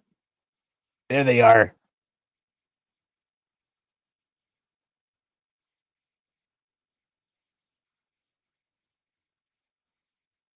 Oh, yo, looks nice today. What's up? Okay. Not me. I'm just taking. Oh, thank you. I'm just taking the compliment. Oh shit. Oh well. At least we're having fun. All right. Who did we get here? Vasquez coming on. Mussolini is off. It's just the one. I thought there's 2 coming. Unless we're not updated. I got distracted with my silliness. Yeah, there it is. Mikhail Fay. Yeah, expected Fay to come on. And Bonazzoli is off. So 3 substitutions made for Cremonese now. They have 1 more window for another 2. Juve with 2 windows for 4. Ooh, almost giving away. They don't capitalize. People just rolling. There's somersaults all over the pitch right now. Cambiasso irate with the decision. Oh, yeah. Oh, yeah. I mean, there was nothing there. I would be upset too. But he just went for a tumble, got right back on his feet. That was the first half. First 90 seconds was awesome. It got progressively worse in a way. Basically, later in the half, Cremonese decided that they want to possess the ball a little bit more, which they did, but they just didn't do anything with it. So it was kind of a bad watch towards the end of the first half. But I mean, overall, it was reasonable. Ooh, Barbieri, another foul. I don't know if this is because he's going up against his ex team and basically got told, "Hey, you're not good enough. We're moving you on," which is true. So it looks like he's playing with a little bit of fire in his belly, but it's also causing him to make a couple fuck ups as well. Which I mean, let him. Whatever. Still young. How old is he now? Mostly just forgotten about the kid. 23. Yeah, he's full adult now. I guess 24 is when you become full adult. Senior, whatever. No longer eligible for the junior.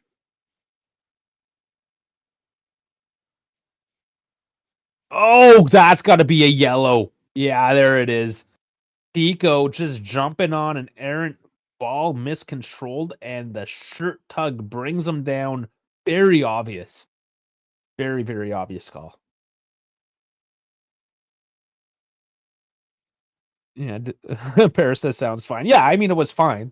Just wasn't very nice to watch the last 10 or 15 minutes. And that's Bianchetti in the books.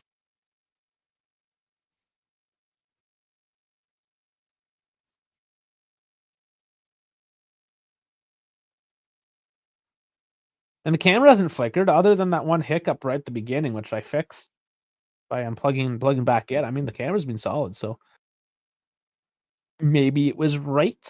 Change the cable.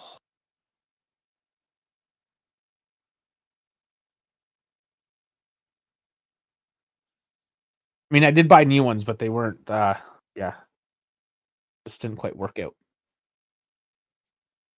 I got another new one. Just throw money at cables. It's a thing.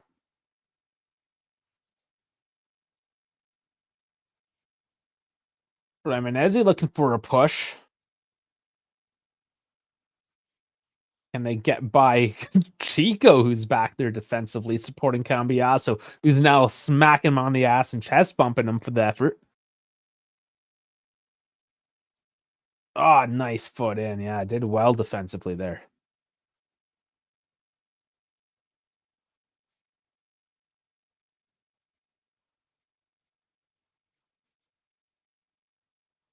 Best part of that challenge is that he let it go off of Cremonese for a goal kick by Di Gregorio as we kick this one forward. There's McKenny again. Tracks back a little more. Not really playing an out-and-out winger per se, but Chico here cutting in, gets tripped up again. And no call given. Bit of space now for a counter, but Cremonese is slow, but there's space for Barbieri on the right.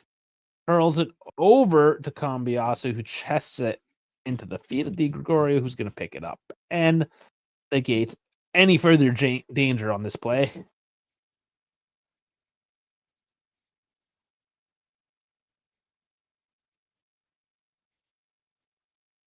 Another tug on Kostic, gets away from it. That one not so heavy. But yeah, when Kostic is blowing past you, if Kostic is too fast for you that you keep on shirt tugging, you might need to work on your sprints.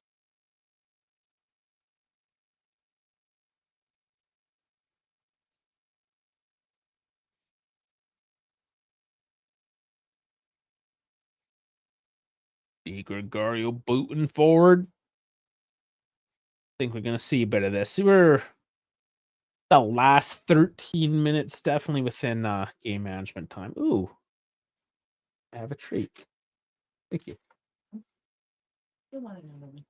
I was hungry. Like a baklava. Could you get me a paper towel while you're there? This is gonna be messy. It's a good day. We're winning 2-0. I got a dessert. It's like a phyllo pastry with crunchy Nutella and walnuts in it. Thank you. You're welcome. It's like a hazelnut.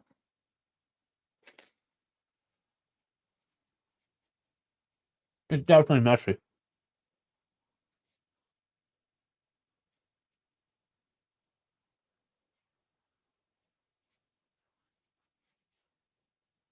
Nice little treat. I don't know how crunchy this is on the mic. There's Coop blocking that one off. Well done there. Still Cremonese looking for one off their own player.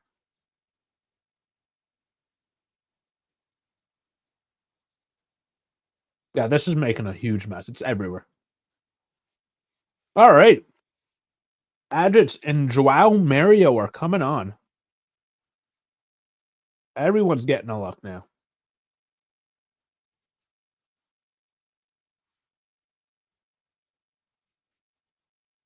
So Kostic will be making way.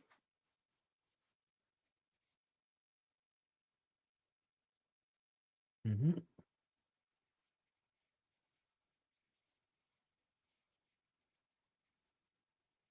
All right, confirm. No crunch sound. That is kind of annoying. Just eating into a microphone. Ram and Kostic both making way.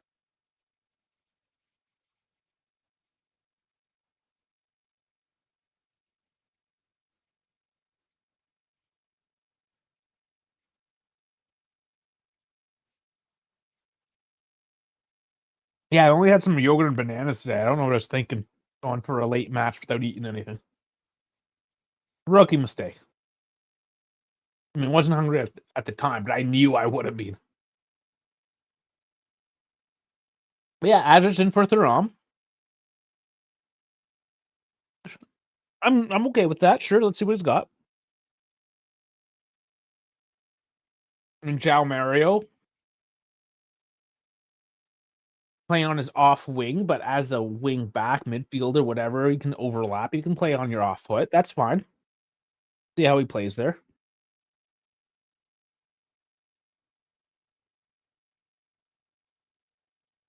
I mean, at this time, he's probably just going to be told to. Well, seeing as he's an offensive player more so than a defensive, maybe just like run around, get in their face. Just wear out the tired guys, keep the press. Unless Spalletti has him playing defensively. Oh, Flavic with the hold-up gets kicked down.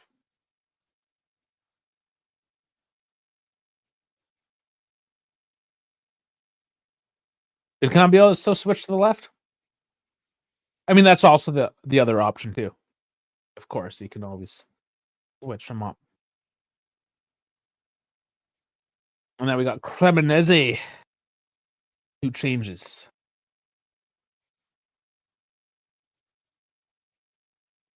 Yeah, we're... Yeah, oh yeah, Cambio's definitely on the left there.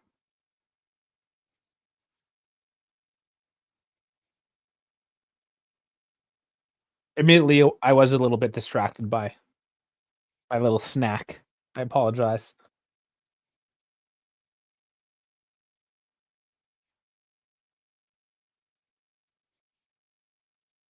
Adric, ooh, can't get through the second guy.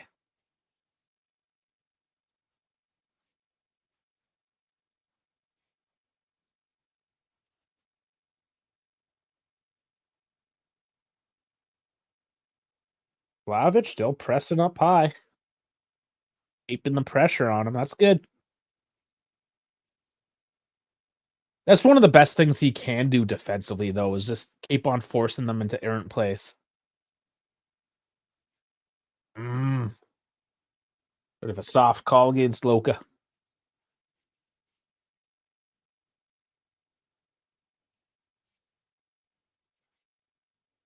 McKennie, again, just everywhere today. Doing what McKennie does best is just being everywhere. Oh, Hadjic defensively.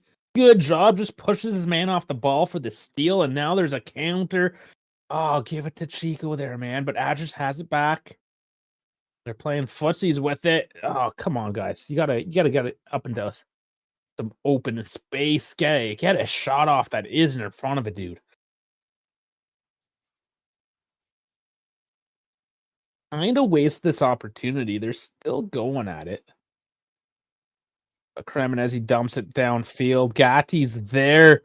Oh, Vardy pushes him over and sneaks it in wide post. Oh wow! I mean, and that is what you get with Jamie Vardy. Yeah, that was always a threat.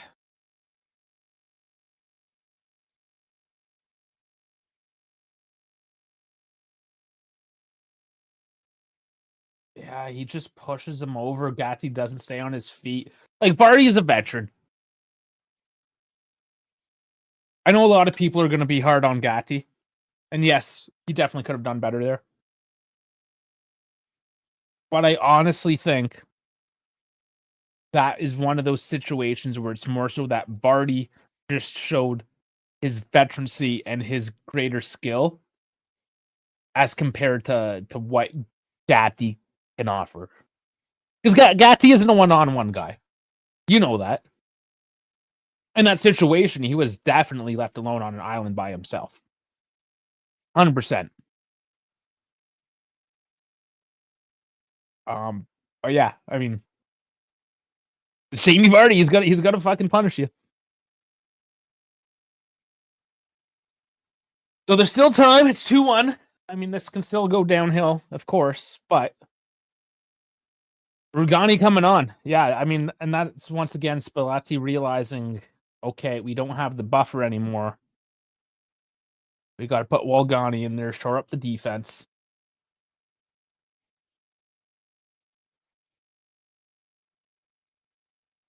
And David's also coming on. So he's coming on for McKennie, which means he's going to play out on a wing.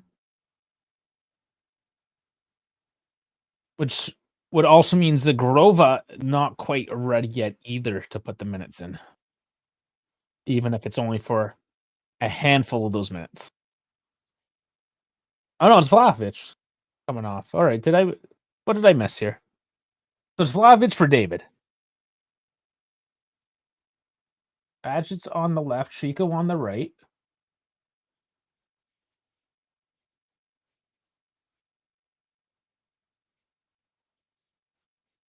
So Rugani went in for McKennie. Did we have a formation change, maybe?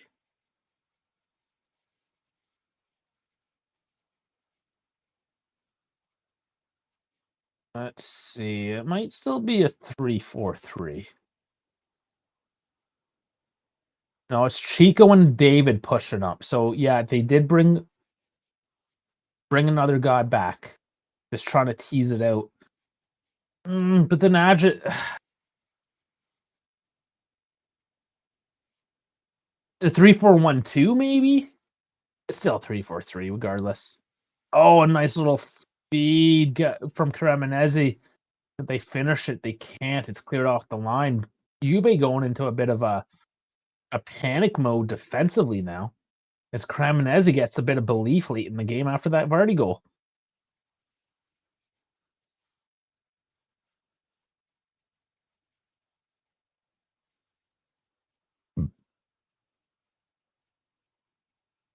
J-Car says McKennie for Rugani, yeah, and Coop back in the midfield.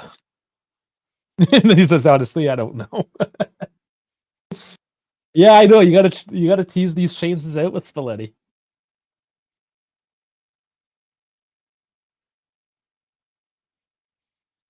But a free kick for Cremonese. Still danger to be had.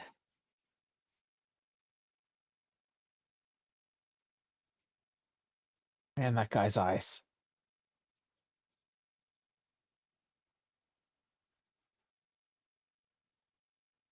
Ooh, decent delivery on the volley now, and that goes wide. So a let off. And you are going to have a chance to regroup, and there's 3 minutes of regulation. They just honestly just control this now.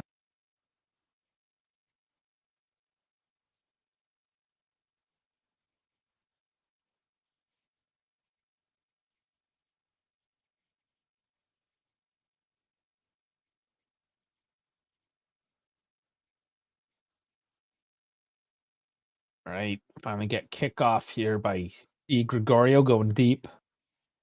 And this is not really my idea of controlling it, as Cremonese win this back. Face chasing down, but it does go out for a throw.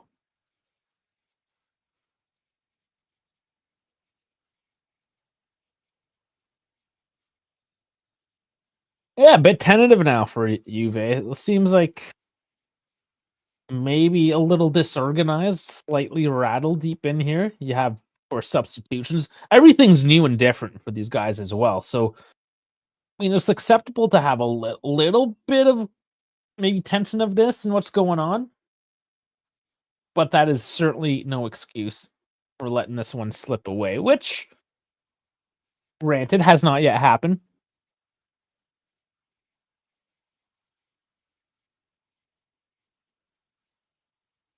Not as there's a few substitutions. There might be a few minutes added on here. Definitely not more than 5. I'd say even like 3 or 4.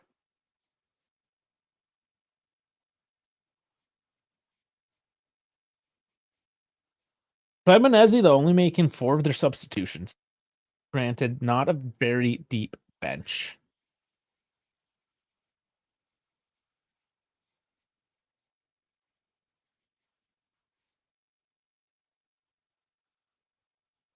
Darrow just goes all the way long and out. Off the side, Cremonese, or sorry, Cambiaso sees that one out. Locatelli, 11.5 kilometers, and McKennie, 11.3. Like, they're pushing her today. That's a lot of mileage just before a Champions League game.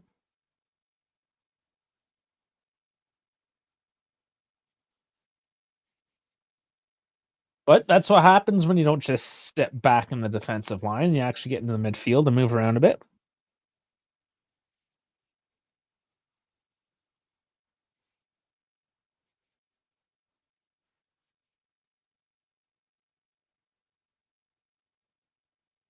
Yeah, this is more of like maybe a 4-1-3-2. Like, Coop is still holding in the midfield fairly deep.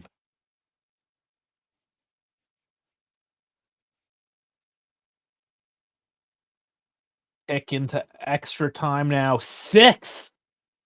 He gave 6.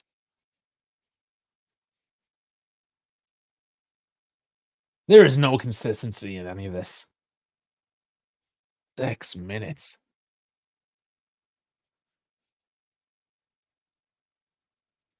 That's nuts. It's nuts.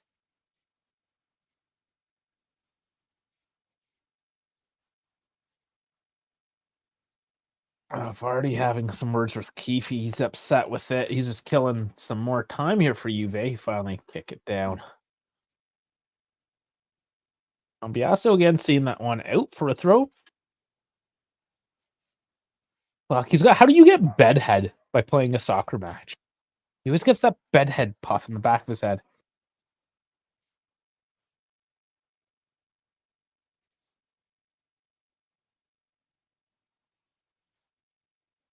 Looks like both teams are sort of rushing it and not totally controlling the ball. Very choppy the last little bit here.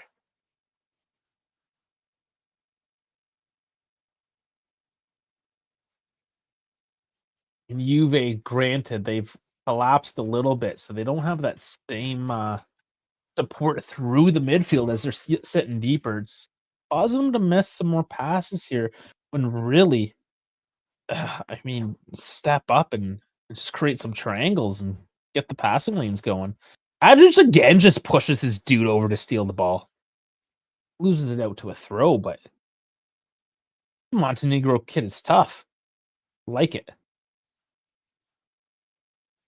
He's like a Moretti with muscles. Right? And now here's Adric, David. They're not really pushing forward. They don't want to overcommit, it seems. Just waiting to get the shape in. 4 minutes to go. Some sort of junk right at the center mark here on the field.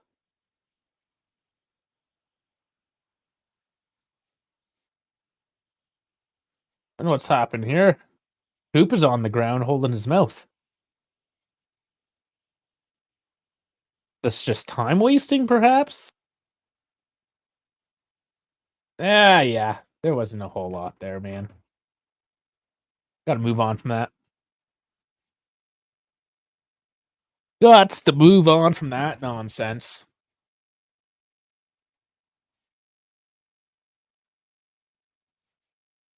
No signs of Dash yet. He said he might show up for the post game. Not sure if that's true. Did I get any messages? Nope.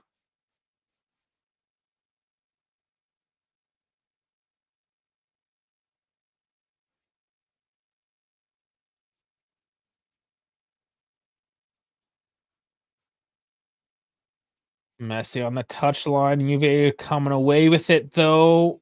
Mario cuts it back. Doesn't find the mark. This lets Cremonese run forward with it now. But Azic is there once again. I'm loving his defensive work rate. This is great from the young guy.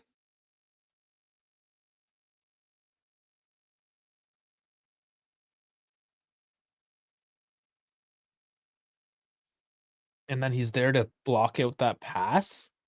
Loving it. And he's got it once more. David to his right. Cuts back. Yeah, there's just no overcommit right now. You have Coop lapping on the left who can't beat the first man on the cross. 2 to go.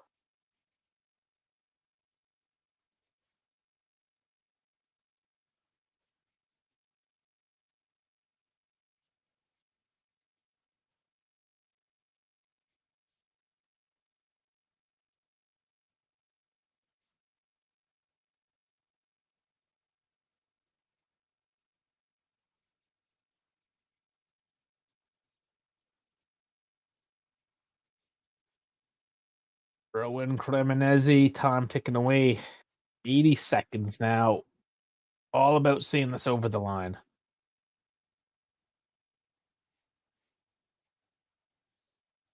Still, though, no positive control of the ball by really either team. If he whistles down, he's having a chat with Spalletti, maybe? Yeah, Spalletti and Keefe are having words. He's telling him to calm down. I don't know what's really gotten Spalletti going, though. He's all riled up. Obviously, Spalletti and Keefe know each other. They've both been around. And pretty sure it's Spalletti that got that yellow card. It was thrown towards the Juve bench. Yep. Spalletti. First match, and he's in the books. I don't know if he's just trying to channel his inner Max. Mind you, he doesn't need to channel Max. He's got his own fire.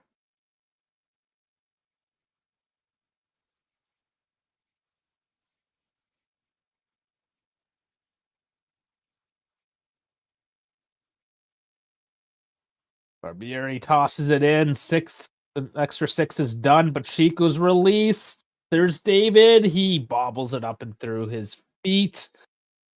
And this has to be the whistle. It is. And Juve scratch by with a very kind of anxious last few minutes. And it's her birthday. It's her new coach. It's a new formation with all kinds of crazy ass changes. But most importantly, it's 3 points and a win. And that's all we really fucking care about at the end of the day, isn't it? Just want the win. All right. Well, let's do a little bit of a post game then with you guys. I'm 2 hours and 19 minutes until the Jays Dodgers game starts. So I do need to take a bit of a break, so I'm not gonna go super long here unless Dash dives in and wants to kind of carry it a little bit. But might as well bring this up. Yeah, Barbieri having a good game, 7-1. Bondo pretty decent until he was taken out, 7-2. Barty with the goal, of course. Everyone else 6s essentially, or Cremonese, which is pretty fair. I agree with that assessment overall. Pretty middling, other than a couple. I don't know why I just dropped an F-bomb for no reason. But other than a couple key players there for Cremonese. Okay, Juve, the back line obviously now conceding. I mean, Coop and Kalulu 6-6. Got with the 5-8 because he lost his man, but he also didn't have the support of the other guys either. So I mean, it is what it is. He could have done better. Fact of the matter is he isn't better. And Jamie Vardy, despite his skill, is just pure class. He's 38. I thought he was in his 40s. But 38 still pretty goddamn old. All right, Cambiasso with an 8.2. As Anthony had said earlier, probably his best match of the season so far. Also his best match. He hasn't had many of them, but Kostic with an 8 with that early goal. Thuram, yeah, not a great one, 6-7. Locatelli, a decent one at 7-6. Openda 7-1, Vlahovic 7-2. They both could have done a lot more. They need more time together, especially Openda. And McKennie thrown in there. Just kind of doing a job, 6.9. Technically, he wasn't great, but as he is, he's just kind of everywhere taking up the space. Of course, that's not our actual real. The lineup was a little messy throughout. Quick look at the substitutions. Yeah. Chico only got a 5-6. Yeah, did a bit more than that, I thought. Yeah, not much impact by the substitution. Just secure the game. That was game management by Spalletti, honestly, for the most part. Oh, we finally get the momentum. And that's what I wanted to see in the first half. That, yes, Cremonese kind of just finished off that first half. But ebbs and flows for the most part. This is very typical. This is kind of what you do expect from Spalletti. Back and forth. For most coaches, honestly. Most coaches, you're not going to dominate the whole game. Unless you're like a Real Madrid or you're just completely overmatched. So decent, yeah. Decent. There isn't even a flow here when we get that first goal. There's nothing going on. But yeah, periods of just like nothingness either. It was an up and down game. Exciting moments, low moments, moments in between. I guess not bad for your first outing for Spalletti. New formation in terms of who you're putting in and the actual formation itself. You don't want to judge too much, I suppose, is what I'm trying to say, right off the bat. Kostic was man of the match. He's getting his interview taken right now. Looks like Vlahovic was there as well.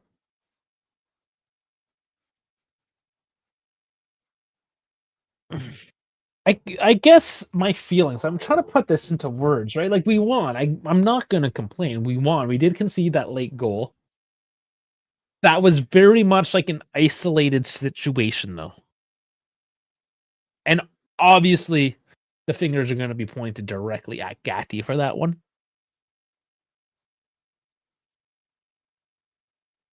He did lose his man.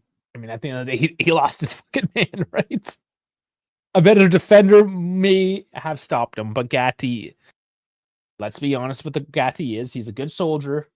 He's a decent enough defender. He does offer stuff going forward, but he is just kind of average. Is what it is. So they get that late 83-minute goal, but Kostic, Cambiasso, both going in the books for the 2-1 win. Like I said, a win's a win. They actually end up getting more light edge in possession towards the end, 51%. But look at their XG, a 0.47. Ours, a 2. So ostensibly, we should have probably bagged another goal or two, which we very well could have. But just waiting for Openda to break out. Honestly, I think if Openda breaks out, I think if you have Yildiz in there instead of McKennie, for sure this game would have been a lot more lopsided.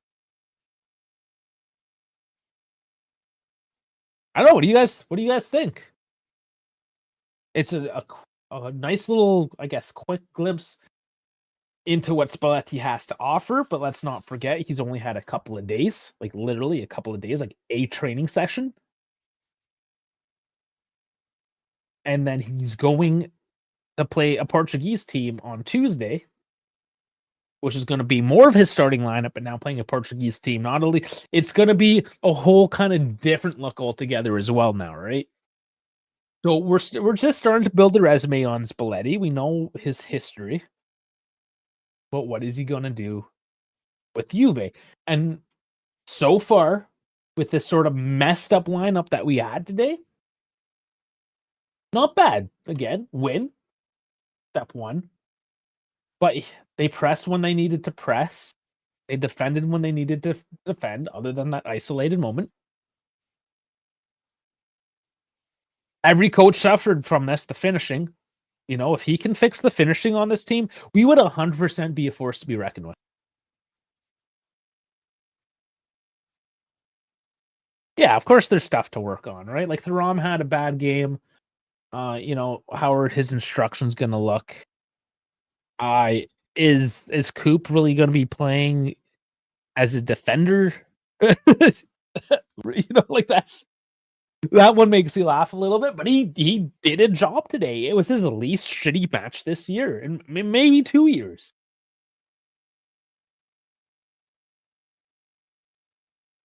Sure, a lot to work on, but we've literally had one training session with this guy. So keep this going. I say the boys need to keep tasting blood, then things will really get going. Absolutely. Like if Openda tastes blood, you get David cooking off, Flavic more consistent. Like again, once that midfield starts holding its own and you have service. Today you had service from Kostic and Cambiasso, both on the score sheets, right? It starts to look a lot better. Now, what's starting to look a lot better as well, mind you, all these teams still need to play other than Napoli, who tied today. But let's see what happens Sunday. We're back up into 5th place. Ties us with both Milans, however, both of that match in hand. It keeps us in the conversation. These are 100% the games we need to win. Cremonese was sneaking up on us, and we made sure we kept that distance. And we're in the Europa League spot right now. 10 match day. Listen, normally this is when we're like, okay, we played about 10 matches. Just over a quarter of the season. We can start making some serious assessments about this team. Of course, no, we really can't because Spalletti just showed up. Again, that's just another way of me saying we kind of just need to watch and see. First steps are positive. I say overall, we definitely took a step in the right direction today. And despite what we feel about Spalletti, whether it's positive or negative, I know those opinions are kind of still spread all over the place. But 100% better than what Tudor was. I'm not gonna hold back in saying that. And yes, Como is kind of cooking so far this season. They are doing well. But I mean, they put money into that team as well. Let's not forget. We kind of have to stop thinking of them as a bottom feeder team, and they're definitely a mid table. They're flirting with the top table, sitting in 6th at the moment. Again, games in hand. Let's see what happens at the end of tomorrow, but doing well enough. And that's the thing, right? When you have Como in there doing a job, Roma doing well this year, they usually expect them to be sitting down that 5th and 6th. Lazio, of course, sitting down there. They're not so much the threat, but Roma sort of taking that place. And Como, keeping it real. Yeah, long season. There's still 28 matches. Long, long way to go.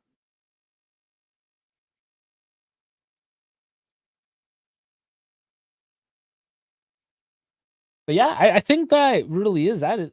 That's it. We got to keep on going forward. We can only make very initial assessments. So let's see. We'll be here Tuesday. Speaking of Tuesday, playing Porto, I have contacted Richard Neves.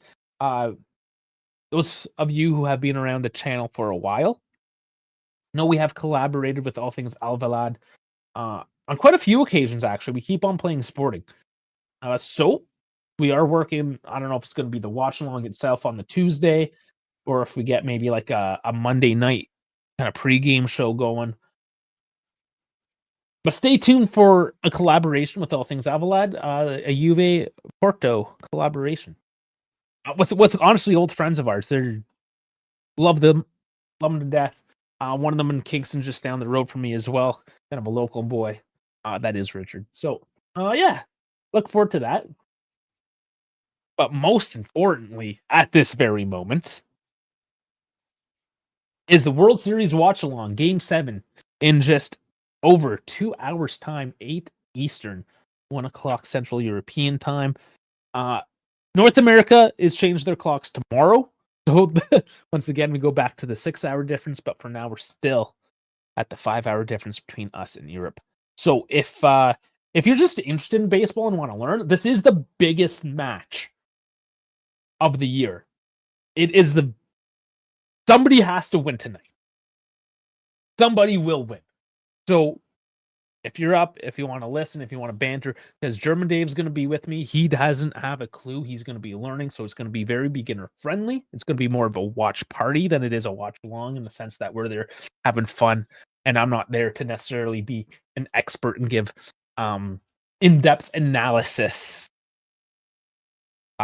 For the simple fact that I don't have that expertise level in terms of baseball. Like baseball's it's easy enough to understand the basis of baseball, but when you're talking about being an expert at it, there's a lot of different rules, a lot of very obscure rules as well. Soccer, football is actually a lot more cut and dry in that sense. So yeah, just join us tonight if that's your thing. We're gonna have fun. Hopefully the Jays win. It's been a year since the Dodgers won. They're the defending champs. It's been 32 years since the Jays won, and I was too young to stay up, and I was put to bed. So god damn it, I want to see the Jays win as an adult and celebrate with all of you. If you're a Dodgers fan, I mean, it is what it is. No hate towards you, but fuck you. And yeah, subscribe. You've noticed we're on YouTube, Twitch, X, Instagram, and Kick. The links are all in the bio, the description, what have you. Get in there, follow us on whichever platform you want. Our shows go up on Spotify as well. Not these watch-alongs, but all the other ones do.